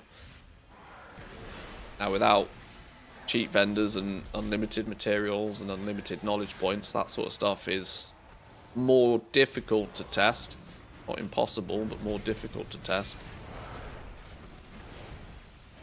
But if there are certain crafts that can't be guaranteed at high quality, that they can only be produced with concentration, that really does lead nicely to concentration alts.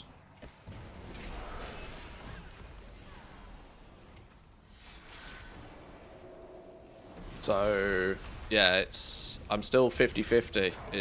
We've not been able to do enough testing, nor am I convinced that we've had enough tuning on the professions to really determine what Blizzard's plan is here.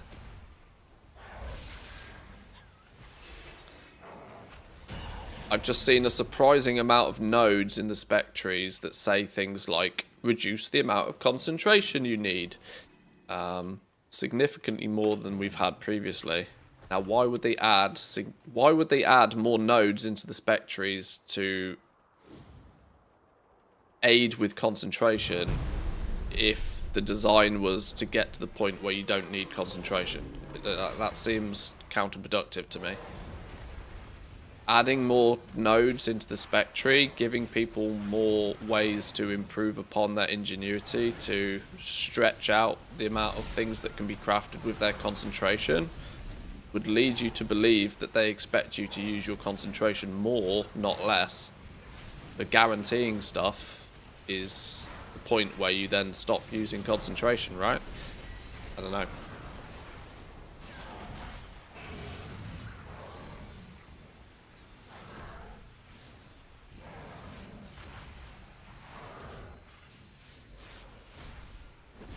Might be counterproductive, but that's not the first time for Blizzard. Also true. Also true.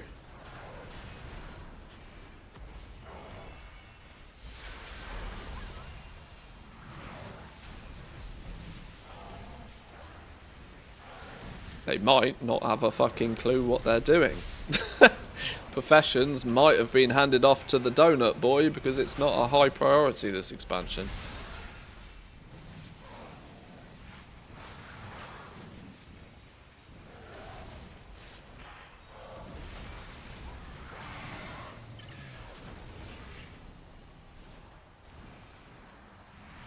I already strongly believe that whoever was told that they need to simplify professions didn't quite get what they were meant to be doing.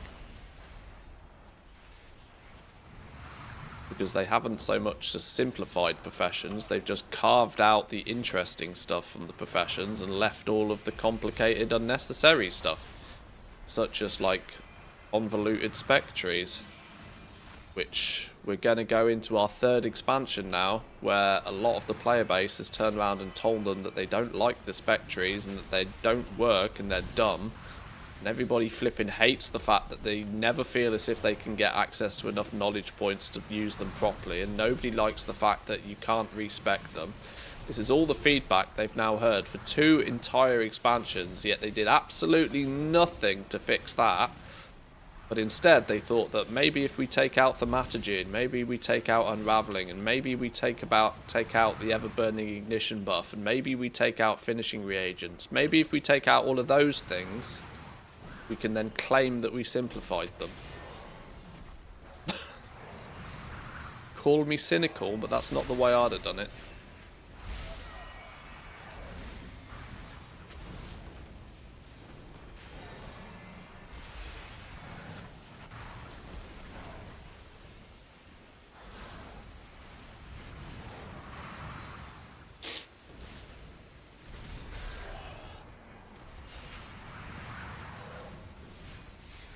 You ask AI to do your work in one area, it's feasible that you've used it in others. I don't know. Where's Garrick? What are you doing? Where are we going, fella? I've not got a clue where we're going in this dungeon. We don't even have a proper map, so I really am trying to follow the leader here. Plus, I'm not paying that much attention, as you can probably tell. Oh shit, that's... Woo! Okay, can we not stand on a log whilst...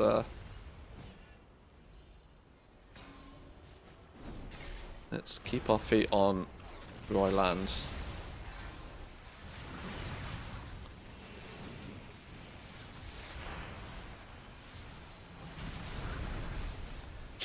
Do you think midnight pre-patch event will be a good time to level up alts?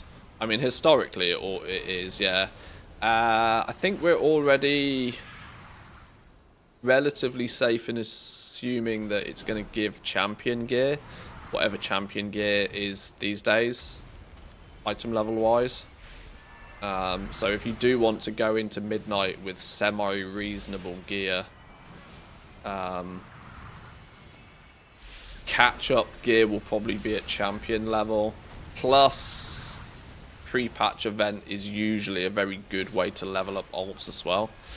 That said, remix is a thing.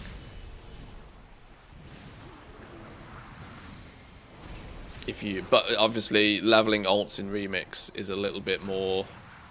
You need to have put in 50 hours of effort into remix to have a giga powered character in the first place, or leveling becomes, or you need to have leveled so many characters already that you've already got the 400% bonus. Quite a lot of work you got to put into to get remix to a point where it's a bit of an alt producing machine. Pre-patch will probably get you a brand new character at max level in a couple of hours. It usually does.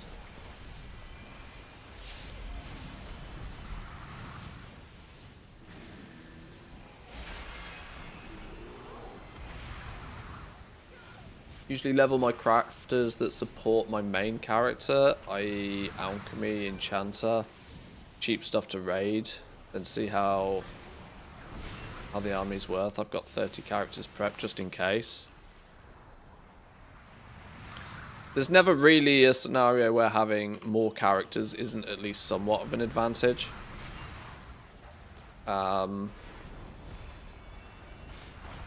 Especially when we have goal-making metas such as concentration, where you are fundamentally limited to how much of a thing you can do on one character. So, you know, more characters becomes more better, more good.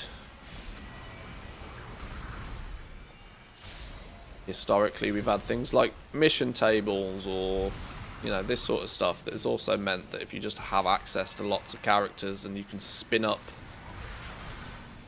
There's usually something in most expansions that is very, very lucrative, but can only be done in small blasts. Whether it's, you know, farming a soup pot once a week for a super high value item, or whether it's spinning up a mission table that you can spend 2 minutes on a day per character, or whether it's concentration with a enchanting tune or something. There's usually something.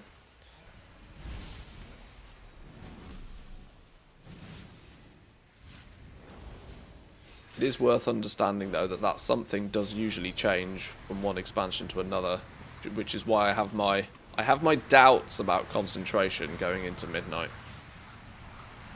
Whilst I still think it will be the way to produce high-quality stuff cheaper, I am also not convinced it's going to be anywhere near as profitable as it has been in The War Within.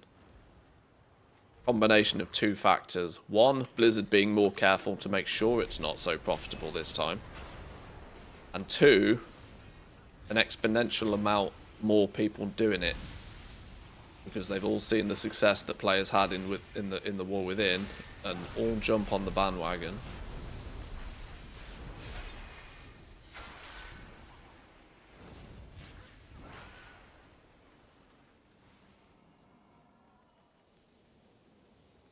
What does Blizzard have against it in the first place?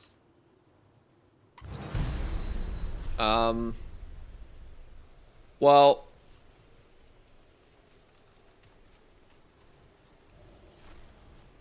I would go as far as to say that it's not so much that Blizzard has anything against it, but the reason concentration kind of exists in the first place is to make the landscape fairer for all involved. If you think back to like why concentration exists in the first place, it exists so that it allows somebody that hasn't spent a lot of time or effort on their profession to make a small amount of something that's worth their time.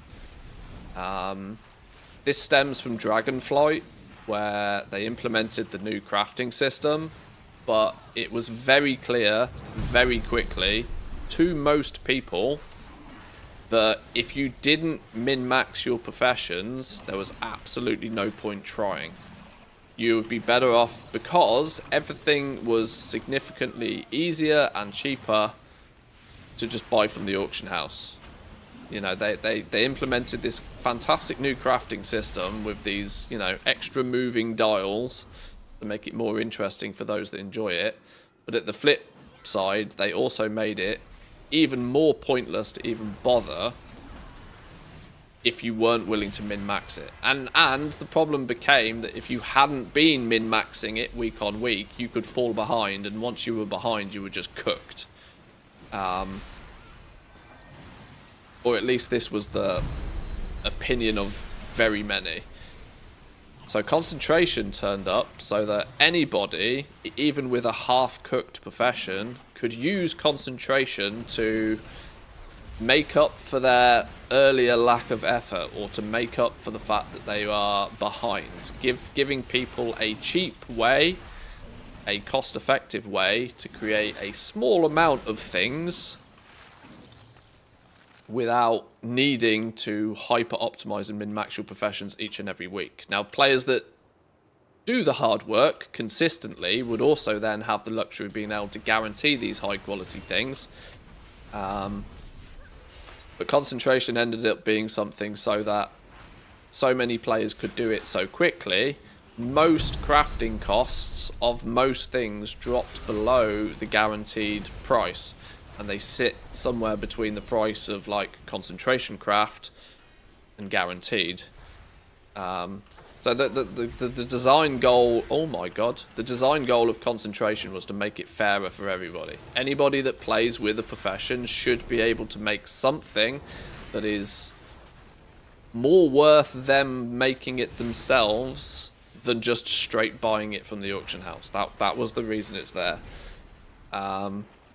This also tends to mean that they want to make sure that the same scenario doesn't happen again, where a handful of people with these massive alt armies can turn up and just dominate the entire market. So they're more likely to try and control things like enchanting, to whereas enchanting was consistently producing, I don't know, even across professions, right? Enchanting was consistently making 3 times the gold from concentration than any other profession, right? It was not outrageous to get 15 gold per point of concentration with enchanting. Yet there were other professions where you would struggle to make 2 or 3 gold per point of concentration. That means some professions were objectively better than others. Enchanting being the clear and obvious one. So Blizzard's goal there might be to try and normalize and balance the amount of value that can be obtained from each profession. So there isn't this weird thing where there's 5 million enchanters and no leatherworkers. It's not so about making it harder for goblins to make gold. It's more about normalizing it and making it so that whichever professions you have chosen to equip for your character for whatever reason, there is an equal opportunity for you to make some gold with them and to feel like spending time leveling them is worthwhile.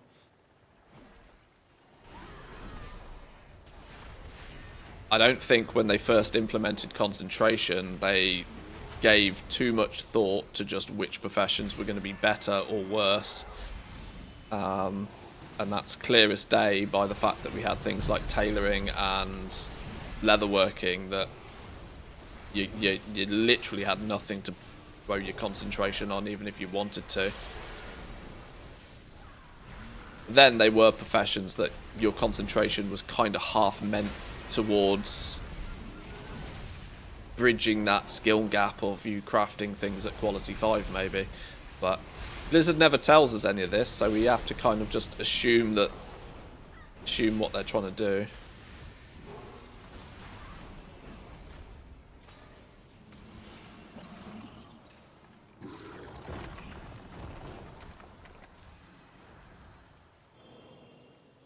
Concentration's problem is that it gives a full refund when it procs. Well, only on some professions, and also early indications are that they don't want that to always be the case.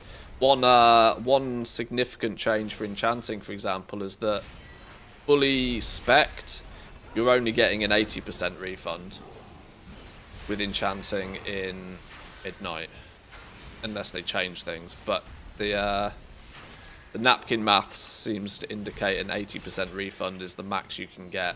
There are still some other professions out there that will give you a 100% refund. But enchanting, at least, they've already, and this is like I said, this is one of those things that sort of stands out to me to say they're at least trying to balance things. They've clearly put thought into making sure that enchanting is no longer a 100% refund. That you will now require 2 ingenuity procs to be able to press the button again, even once fully kitted out.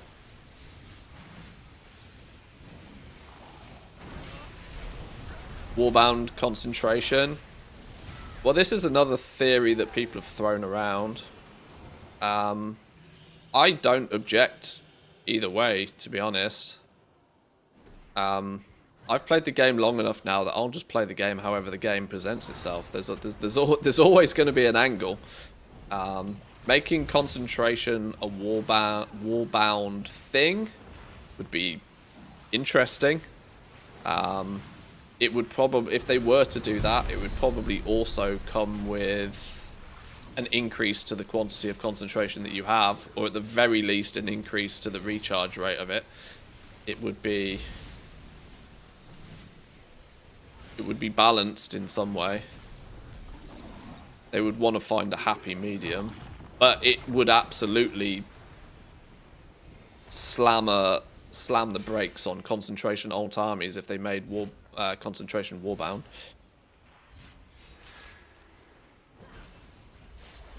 I don't think that's a change we'd see, though. The development of Midnight Professions is already too far forward, I think, for something like that to be implemented.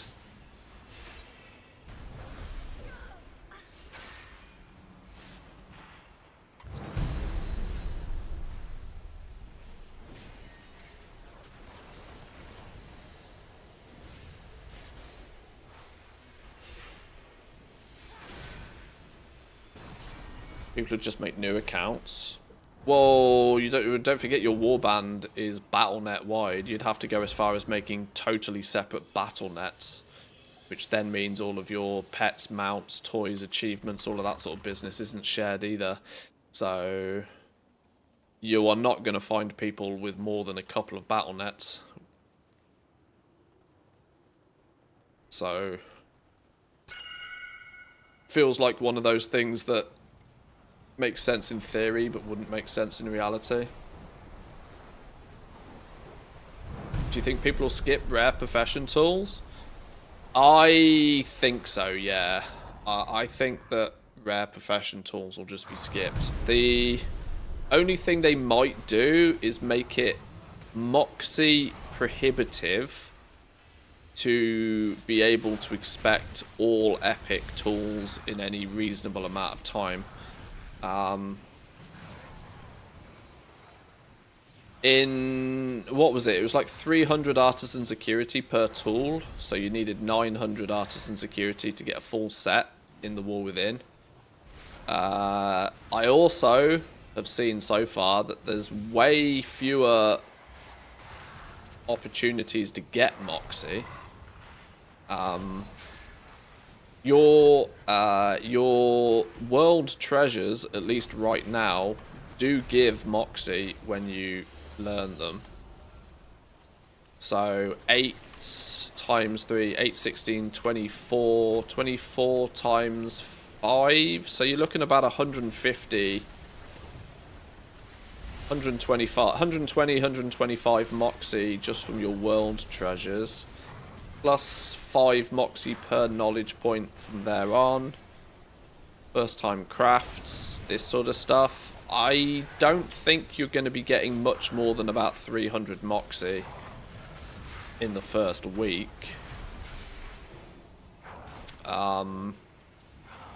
Meaning what they could do is they could make the rare profession tools take like 300 Moxie each, but the epic ones take 600 each. Which means that some players might see value in buying 2 blue profession tools over 1 epic, for example. It'll be a maths problem, really, and it depends how much Moxie they each cost. No free Moxie initially. Well, the goodie bag, the 350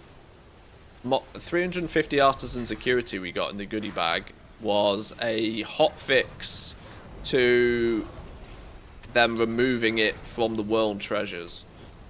So the fact that it's on the world treasures is a good indication that they don't feel the need to just give us a chunk of it for free.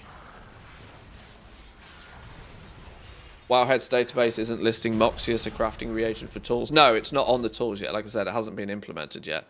But if you look at the tooltip for Moxie, it specifically says for the purchase of profession reagents, tools, and accessories. It's clearly meant to be by design. They just haven't balanced it yet.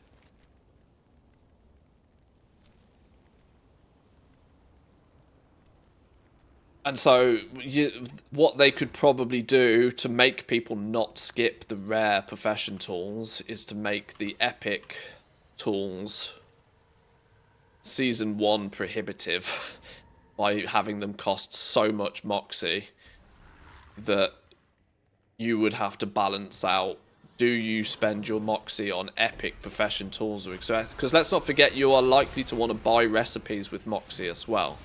So you have that balance of like, do I buy more recipes and have worse profession tools and accessories, or do I buy better profession tools and accessories but then maybe not have the recipe that everybody wants, kind of thing.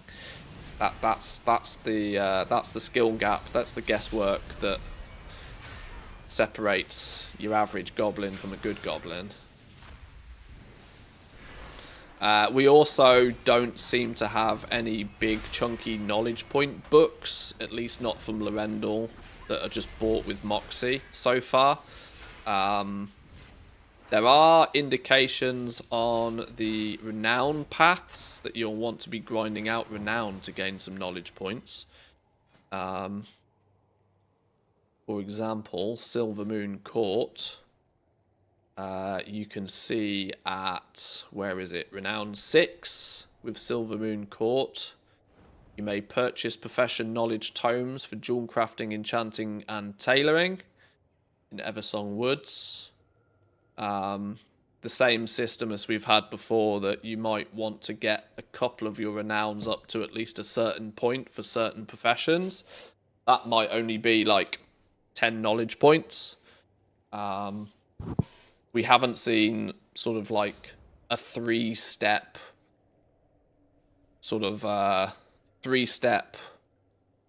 bonus books from Lorendal this time round, which was that was one of maybe the reason they don't exist is for simplification reasons, right? For simplification of the number one question, without doubt, at the beginning of the War Within was, do I spend my artisan security on tools or knowledge point books first? I can't even begin to tell you how many times I saw that question pop up.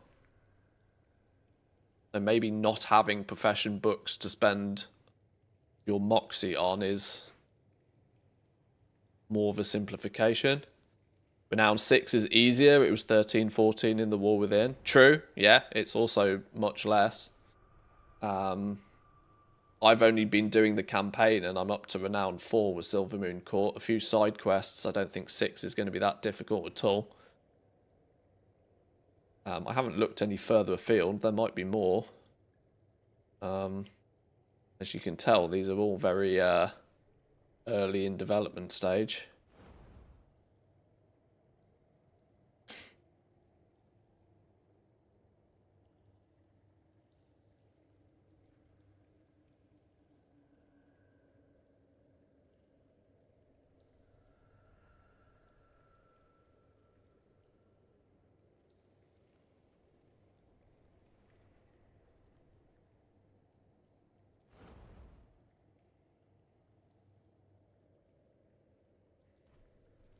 Okay, seems to only be early on. Renown 5 gets you the ability to purchase a few recipes. Renown 6 gets you your knowledge points, which, yeah, as pointed out, is much quicker and easier than it was to do in the War Within, where we were looking at like Renown 12 to 14 in some cases.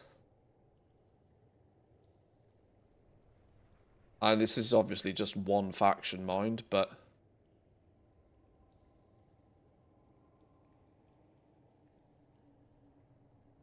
I assume dirt piles are giving skill points, the artisans' chests. Well, artisans, yeah, the artisans' chests are in the intro area, aren't they?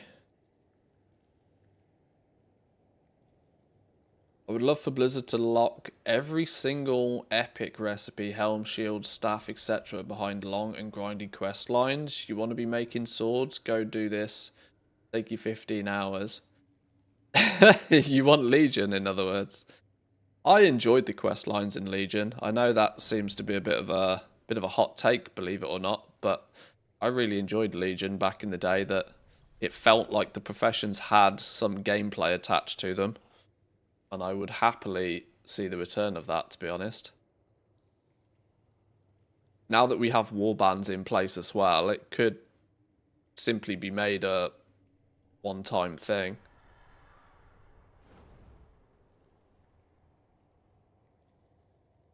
Felt like the professions actually had a place in the world. Yeah, I was a big fan of the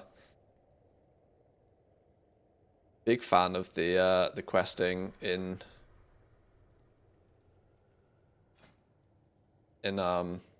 Legion. Have a quick look at the Armanis while we're here. You now may find Armani spoils across Zulaman. What's the odds that these are what give us weekly knowledge points? Be fun to test.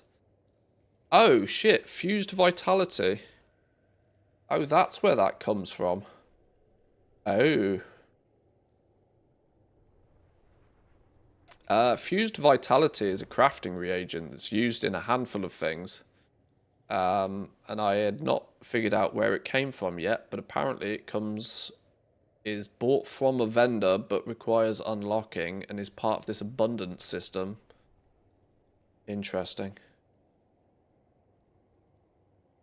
Worshippers Band, Forest Hunters Armor Kit, Armani Extract, Braised Blood Hunter, Formula Enchant Tool Armani Perception, Enchant Weapon Strength, Contract Armani Tribe. Yeah, Renowned 5 seems to be where you're going to need to get to. Now, it already feels like by just doing the campaign, you'll probably get to Renown 5 with each faction anyway. So that's an early access task, which will then also push you into Renown 6, where you'll be able to get your knowledge point books for your professions as well. Another good reason to use early access to do the campaign, unlock adventure mode on at least one character. Skinning, mining, leatherworking. From the Armani tribe.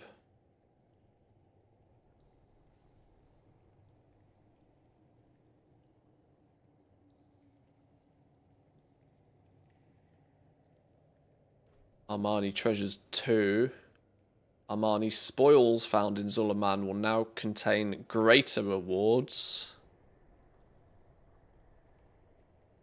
Be worth getting the renown up to renown 9.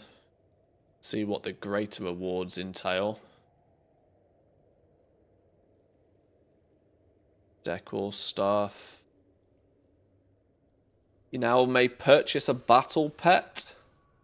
That could be a nice early little money maker if that pet ends up being cageable. Not being uncommon for renowned pets to be cageable.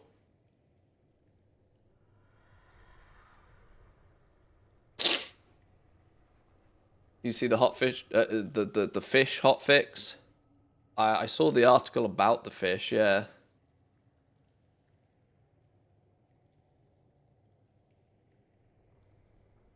Oh. Armani Tribe, Abundance. Unlocks at Renowned 14. Oh, is the Abundance going to be a system that's locked away? Or is that because Abundance is a mini game within each zone, isn't it? Okay.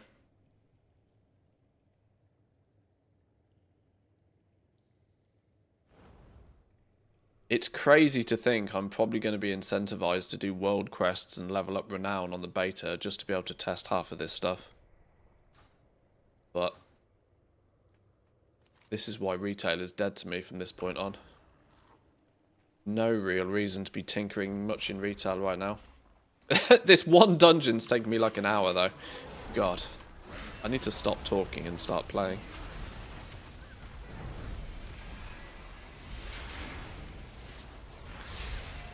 Yeah, Legion's Professions did a really good job of like... You did actually have to work to get somewhere with them. And I always enjoyed it because it was gameplay-esque. I kind of liked the fact that your character needed to have a certain reputation to get the rank 3 recipes for certain things, because it meant that if you put the work in, there was usually some reward at the end of it. Barriers to entries are usually a good thing. People complain about friction because they don't want to do it, but people still want the reward from it. And so the more friction there is, the greater the reward for those that are willing to do it usually. Now this is where there was a significant difference between, like, I liked how it was done in Legion. I liked the fact that quest lines existed, that you had to play the game to get good at your professions. I liked that. Then when we step into like Shadowlands, for example, and the way to get good at crafting legendaries was to create 15 of each rank that nobody wanted. To have to craft 45 legendaries at lower rank that nobody wanted to get good at making the top quality ones felt real dumb. But it was a monumental barrier to entry because it just had a big number attached to it. And if you could afford the big number, you could get it done. If you couldn't afford the number, then, well, you were fucked. Hence why I didn't think it was as good of a system. Whilst it made me disgusting amounts of gold, I would never want to see something like that again.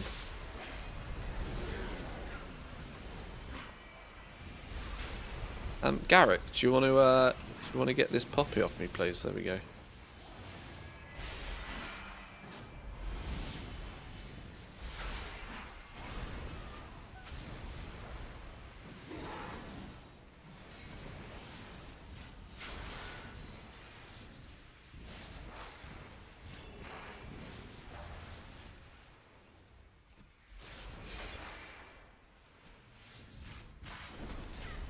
We were kind of it's been a while since we've had a truly soul-bound material that's going to be prominent in crafting, though. Was Expulsum the last time that was a thing? We had flipping what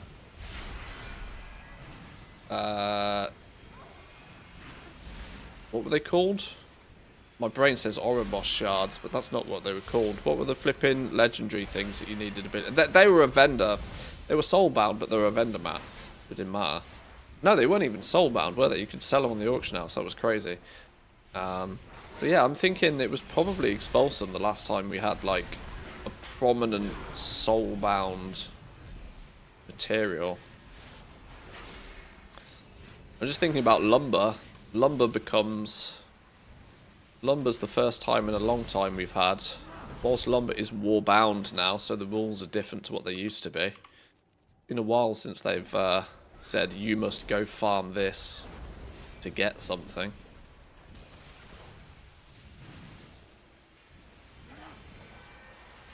I mean, assuming you ignore sparks, obviously.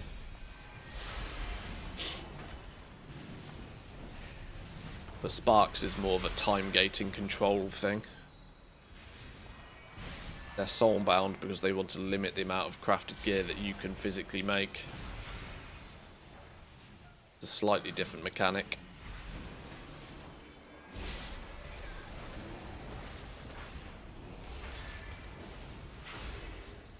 Baby sparks feel interesting though. I don't know how many people have looked at engineering, but engineering can make crafted sparks this time round. They're warbound, so you can't sell them, but it basically allows you to make endgame gear at a lower item level, mass produce it. My theory with this is it's designed to help players that want to just want to quickly gear an ult. That's like a mini form of catch-up, but also to help players level from like 60 to 100 in their profession, which historically has required you to do work orders to craft things for people. Whereas basically meant that you sometimes would struggle to level your profession until people get sparks and until people are willing to use their spark on crafting something. Ouch. Okay. Maybe making that go boom was... But baby sparks feel fun.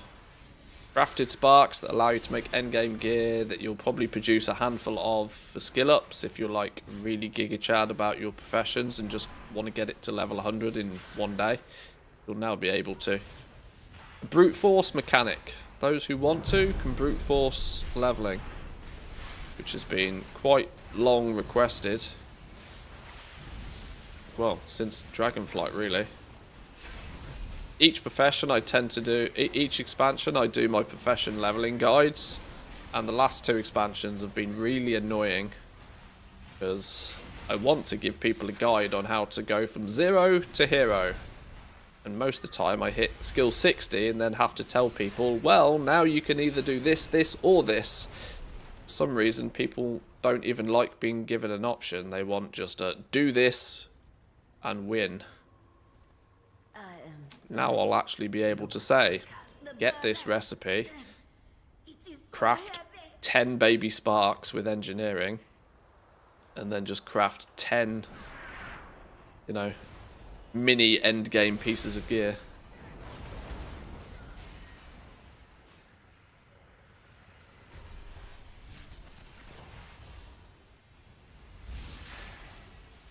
Get behind me.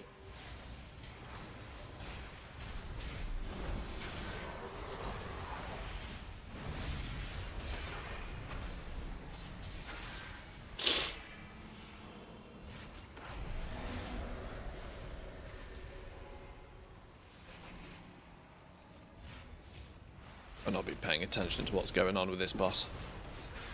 Probably should have been.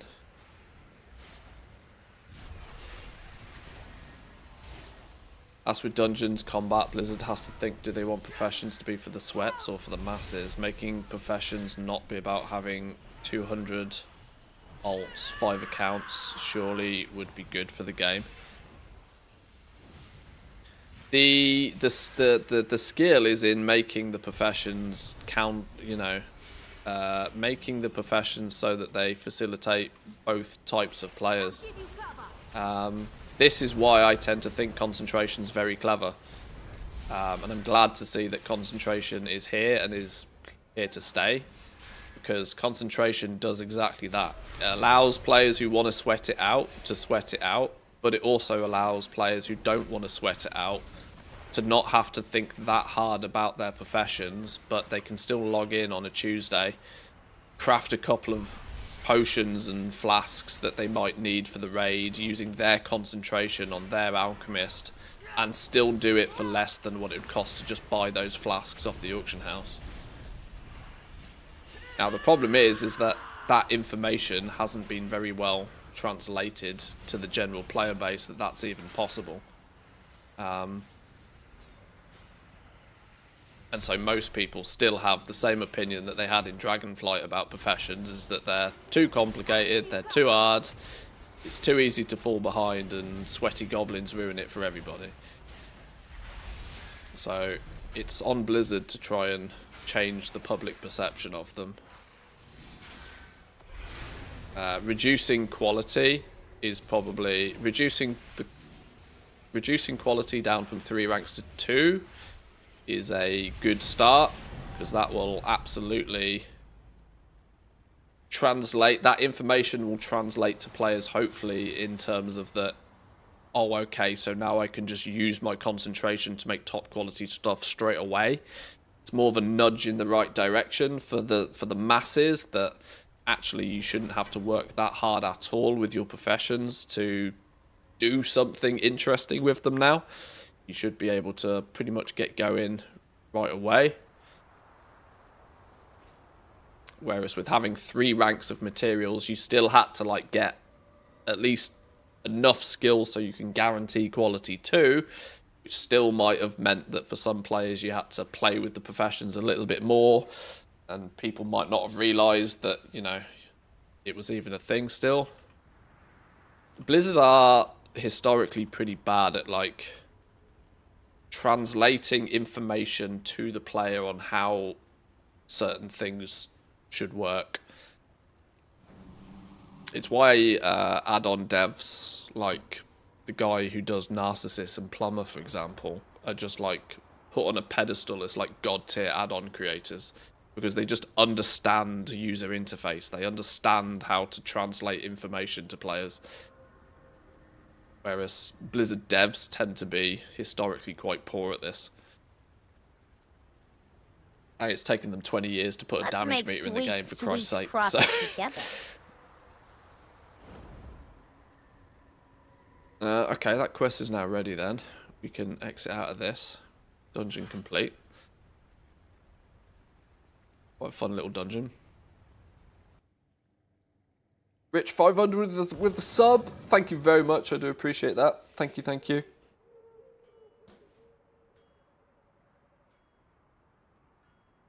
Tier 1 and all. Appreciate that.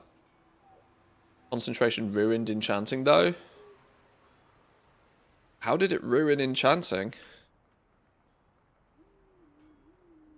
It had the exact same effect on every profession, which was that it pushed the floor price of crafted items low enough that mass crafting stuff was 99 times out of 100 not really possible. But that's not strictly the fault of the professions or actually even concentration. It's more to do with the fact that when there's no limit to the amount of stuff you can craft, you have to remember that there's also then no limit to the amount of stuff anybody else can also craft. And that fundamentally means that one player in the entire region with one recipe could, in theory, craft enough items to facilitate the demand of every single player in that region, when you consider that you're posting things on the auction house that's region-wide now. And it very quickly means that it doesn't take too many people all trying to do exactly that to flood a market with too much crafted stuff. This is what pushes the price of stuff down. This is the downward pressure on the price of stuff. You need there to be some limitation on how much stuff people can craft. Otherwise, one person can facilitate the entire market's needs. So concentration in that regard has been wonderful to ensure that each and every character with each and every one of their professions has the ability to make some gold. Now, of course, goblins have gone as far as to not be content with some gold, be more willing to spin up more and more and more copies of alts to create lots of gold. But concentration was in no way, shape or form what caused that. That was going to happen anyway. That was going to happen anyway. Supply will always and has always outstripped demand for basically every single crafted item in the game. The only way to prevent supply outstripping demand is to make the item in question soulbound, which is exactly what they did with endgame gear. You now cannot pre-craft and list endgame gear. It can only be crafted with the support of a spark, so hence why only orders can be taken for endgame crafted gear.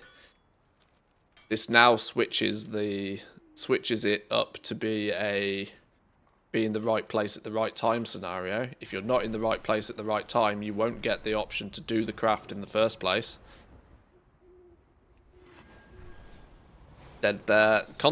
Concentration is genuinely one of the best things that's been added to professions, quite literally ever, because it's that soft limitation on how much a single person can craft, meaning that it's relatively fair across the board.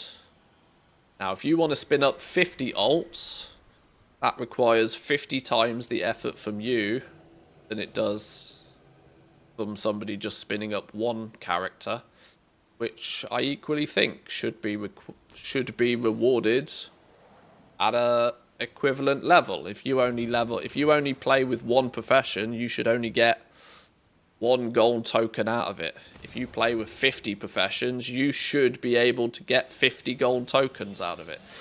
And that effort should be rewarded, in my opinion. Our lowest is probably a ring. Oh, we got an upgrade on it as well. Den of Nalarak is now officially unlocked for us. Oh, turned up at level 28. That's not very useful. Oh.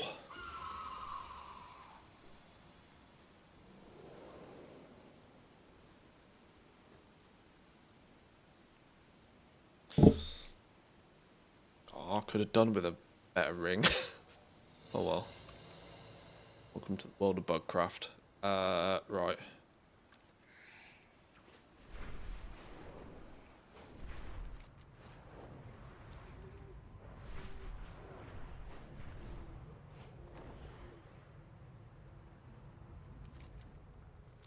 You didn't need to make the 50 alts to compete, though. You only needed to make the 50 alts if you weren't content with the amount of gold that one character could make.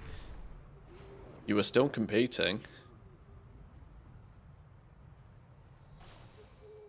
The cost of your enchant is no different to the cost of somebody else's enchant. It's just that somebody else with 50 alts can make 50 enchants, so they have 50 times the amount to sell.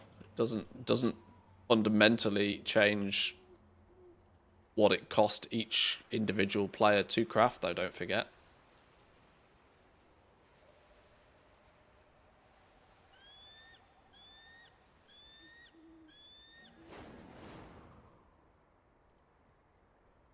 small India company. Sure.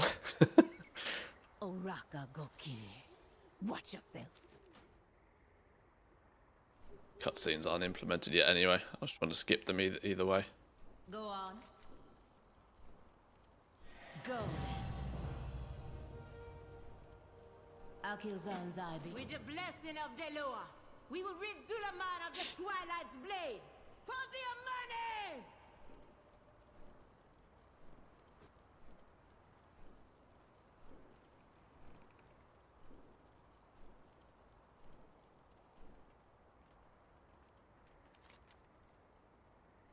Going back there again. Just come from there, I swear.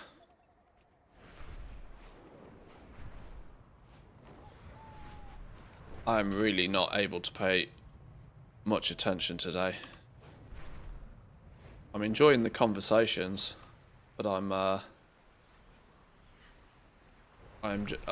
I think I think the flu drugs are kicking in because I'm just a bit hazy.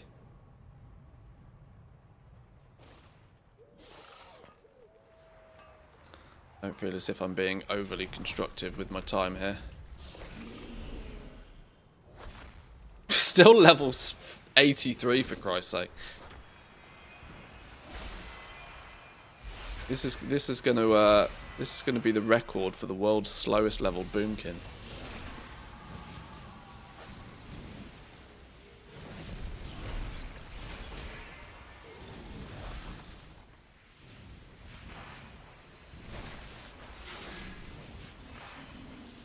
I should just level it by herbing and mining. I should sack off the quest lines. But as we were talking earlier, I kind of want to do all of the storylines and the quests and things because I could do with the renown to see what turns up with those as well. I avoided doing as much of this as possible really on the alpha because I knew everything was going to get reset when we went to beta.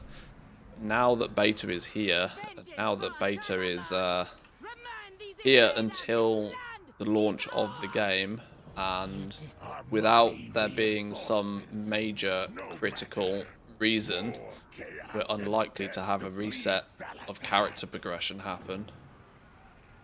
The law have given me power, but But still the thrill of it battle kind is of what makes fills it my feel heart. like semi-playing the game like it's live is actually quite a good way of testing things because you get to see what the journey is going to be, what the pacing of stuff is, what unlocks when, how difficult is stuff to get to, where's the grind, where's not the grind.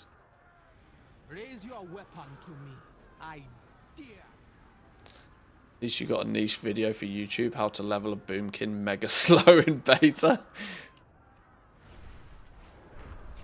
It is an honor to battle. Yeah, beside kind you. of slightly counterproductive to what most people are looking for, but You got orders, Hashura. You are lucky I don't kill you where you stand. What are you looking at? I shouldn't even be playing video games today. I should be in bed. You But are lucky I don't kill you where you stand. Step out of line and I go for your neck. Orak.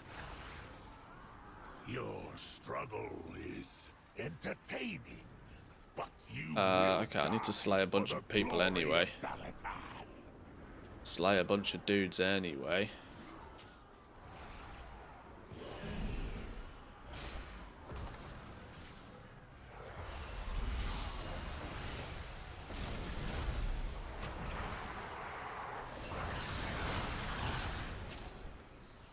Conduit destroyed.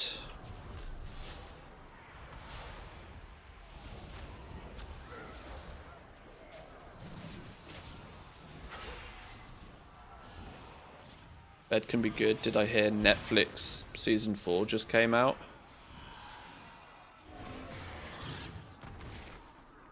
Yeah, sometimes a good day in bed doing nothing is exactly what the doctor ordered. Feeling that day might be tomorrow. Though technically I have a family party to go to tomorrow. I think I'm going to make excuses to why I can't go. I woke up this morning thinking it was Thursday, but since it's actually Friday,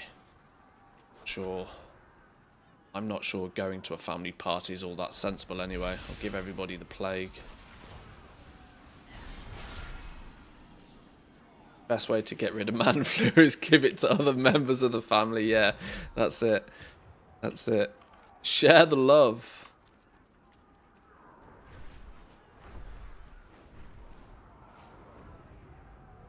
This is a family party that does not contain all the younger generation, though, so I would not want to be responsible for a death. That's not my plan. That's a surefire way to get your visa revoked, isn't it?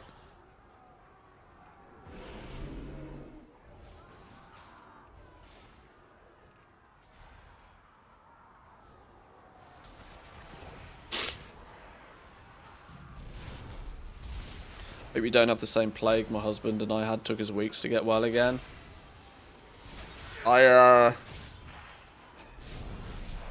I've been fighting something for a few weeks, and it's just eventually caught me. I've had like pretty heavy fatigue for about 3 weeks now, where I've never really felt as if I'm alive. It started just before Remix. I powered through Remix because it was really fun, but I arguably shouldn't have. And unfortunately, you can only fight off being ill for so long. If you don't rest, that is. I felt like that during Shadowlands. Just the entire expansion. What the fuck is going on? This can't be right. All being old, thanks for that. Appreciate it. Much love.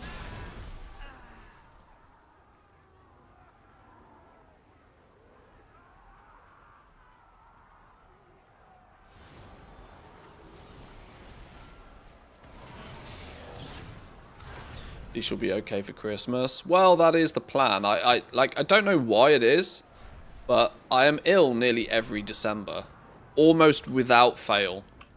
I'm ill at some point in December. Now, this means if I've caught the lurgy now, that means I should be fresh as a daisy throughout December. Could be good for player housing.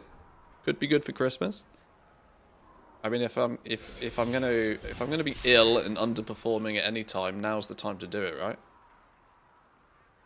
Now's the time to do it.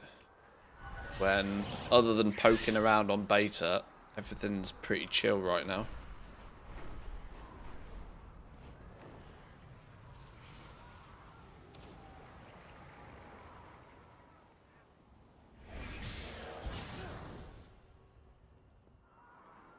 That bit's the worst. Not sick enough to stay in bed, but not good enough to feel productive. Yeah, that's kind of the mode I've been in for about 3 or 4 weeks now. Where, you know, to turn around and say, yeah, I'm just going to spend a day in bed is like, why? You're not ill. But at the same time, like, for weeks I've been underproductive. You know, 3 or 4 hours in the day of doing something productive, and then I'm just drained. And you know, I couldn't really sitting and playing Remix for a few hours was not justification enough for feeling drained, if you know what I mean. So yeah, I agree with you. It's kind of a bit of a weird one.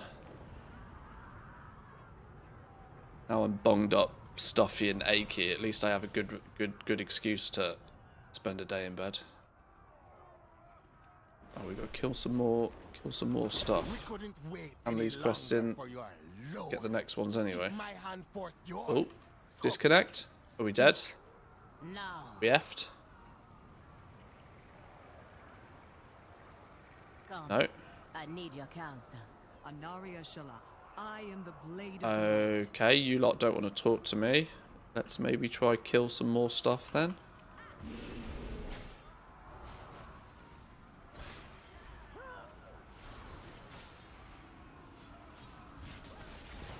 I get a full week off the last week of November.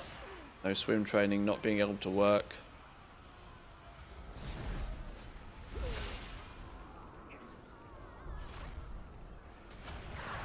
I mean, this is the point in the year where you should do it anyway, isn't it? Get it out the way before Christmas. Get it out the way before the festive season properly kicks in. Take some time off, recharge batteries. Even if you're not ill, good time to take some time off to recharge.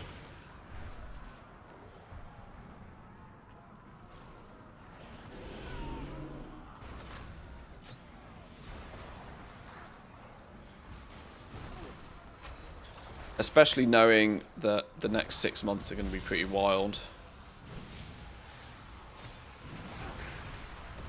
You know, we've got beta on the go right now. I mean, it's already been pretty wild for a while. Alpha turning up, remix turning up, beta now going officially live. We're only a week or two away at this point from housing going live. Then we've got Christmas and everything that brings along with it. Then we're going to roll into pre-patch. Then we've got the tail end of remix where people will go and Zerg remix and collect everything. Then we've got the the initial run up. We've got the 12.0 patch. Then it just doesn't stop for 6 months now. Apparently, if you're 46, you should not have a heart rate of 200 ever. Jesus. Heart rate of 200, yeah, that doesn't sound healthy.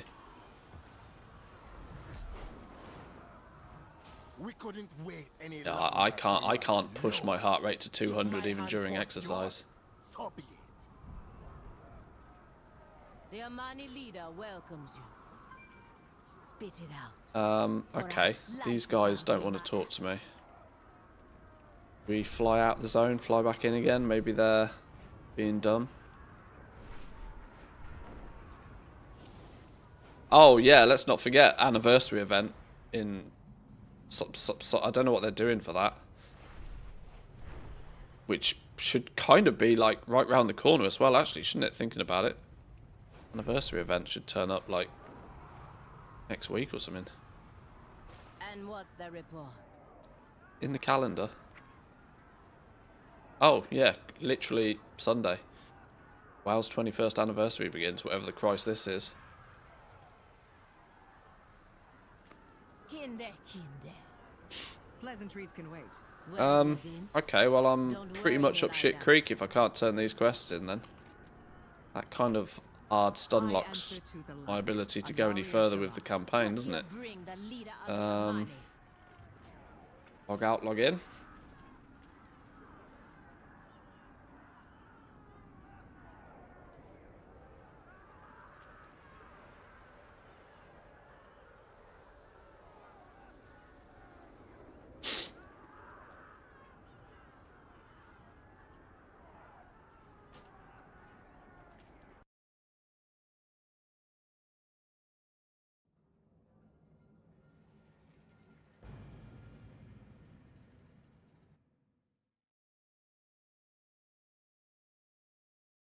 Come on, don't be broken. Don't be broken. We couldn't wait any longer for your loa. If my hand forced yours, so be it. I am the blade Ah. of the light. I'm Okay. listening. What's the play here then? Talk to me if you have answers. I don't need your None of you want to talk I to don't me. speak to Gokinye. I Much answer to like the light. The Amani some never died, humongous lag but she spike might kind if of you cross me. weirdness. But everything else seems to work fine. Oh wait, why is the question mark now here? Oh yeah, that's a real indication that stuff's broken.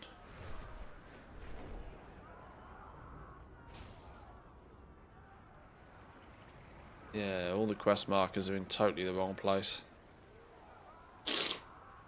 Pleasantries can wait. Anaria Shala. I am the blade Huh. of the light. Okay. Baraka, my friend.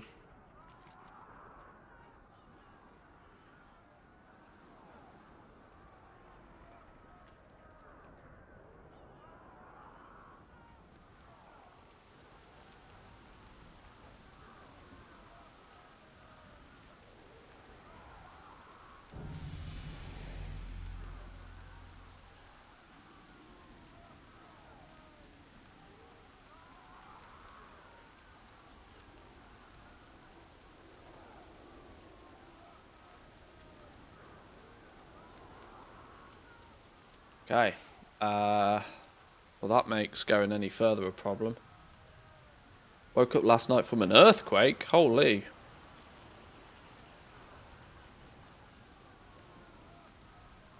Everyone around me told me to shut up and go to sleep because we don't have earthquakes in the Netherlands, measured 3.4 on the Richter scale. Maybe you do have earthquakes then. Damn. Hope everybody's all right. Better be worth my time. Pleasantries can wait. I guess we can abandon these and try and take them again. It's annoying. It's an annoying way of doing things. What if I abandon one of them?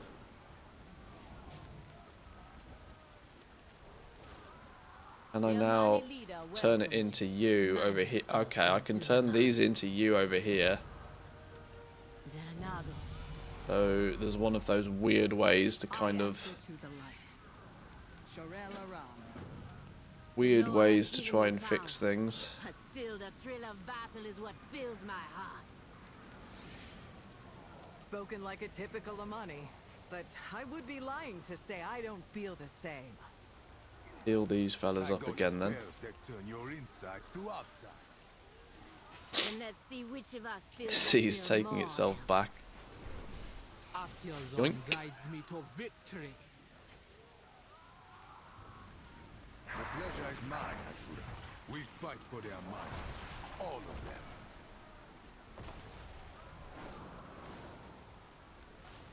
Raise your weapon to me. I dare you. Step out of line, and I go for your neck. Raka. I think I've only experienced an earthquake like maybe once in my life. Living for the majority of it in the UK, another place that doesn't historically really have earthquakes. I felt one once. I remember when I was like, I don't know, 15, 16 or something. We had a mini earthquake. It woke me up. It was nothing more than a few things wobbling. So much so that, you know, it could have been a big lorry driving past. It didn't feel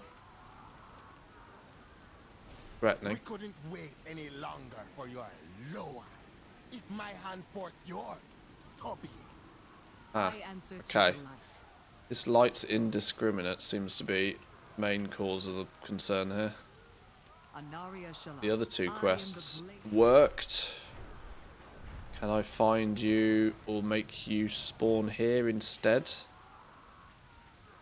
Let me fly out and fly back in, see if I can get her to spawn at the entrance bit there.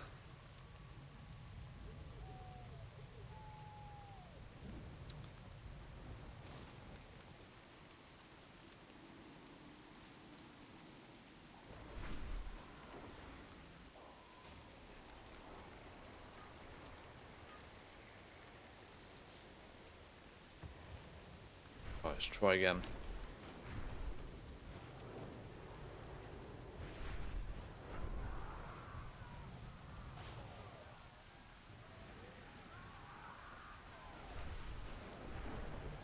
Also claim to be here.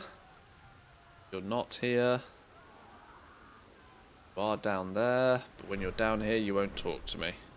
Pleasantries can wait. I don't have time for Well, we're fucked, aren't we? Okay. Boys and girls, since the game is clearly telling me that it doesn't want me to play it anymore, I think I should probably listen to my better judgment here and maybe log off the game and go lie in bed for a day. Oh, boys and girls, thank you very much for joining, though. I kind of enjoy these days where it's a little bit more chill and we're just sort of chatting amongst ourselves and talking about odds and ends, even if it does end up me rambling and Ted talking about unnecessary things. Due to the fact that A, I'm not exactly particularly of great health, and B, it's the weekend, and C, I've got flipping family parties I'm meant to be attending to, I would expect to not see me back until Monday at this point. Alma also has her doggy day out on Monday. Wondering what time that's meant to be at, where we are going to introduce Alma to her brother again. and her brother might be coming home. I don't know. But we'll see. We'll see. If that gets in the way on Monday, then I'll see you Tuesday. But I suspect that it will probably be after the working day on Monday. So stream on Monday should be normal time. Enjoy your weekend, though, boys and girls. If you're playing the beta, have fun. Make sure to report any issues, because there are clearly plenty. And we can keep our fingers crossed, and we can hope that we get some cheap vendors soon, so we can like properly dive into the professions in all the detail, because at the moment they're still a little bit difficult to digest without being able to like level them up and see what happens with them. But yes, enjoy your day, enjoy your weekend. Thank you very much for stopping by, and I will catch you all next time I see you. Peace.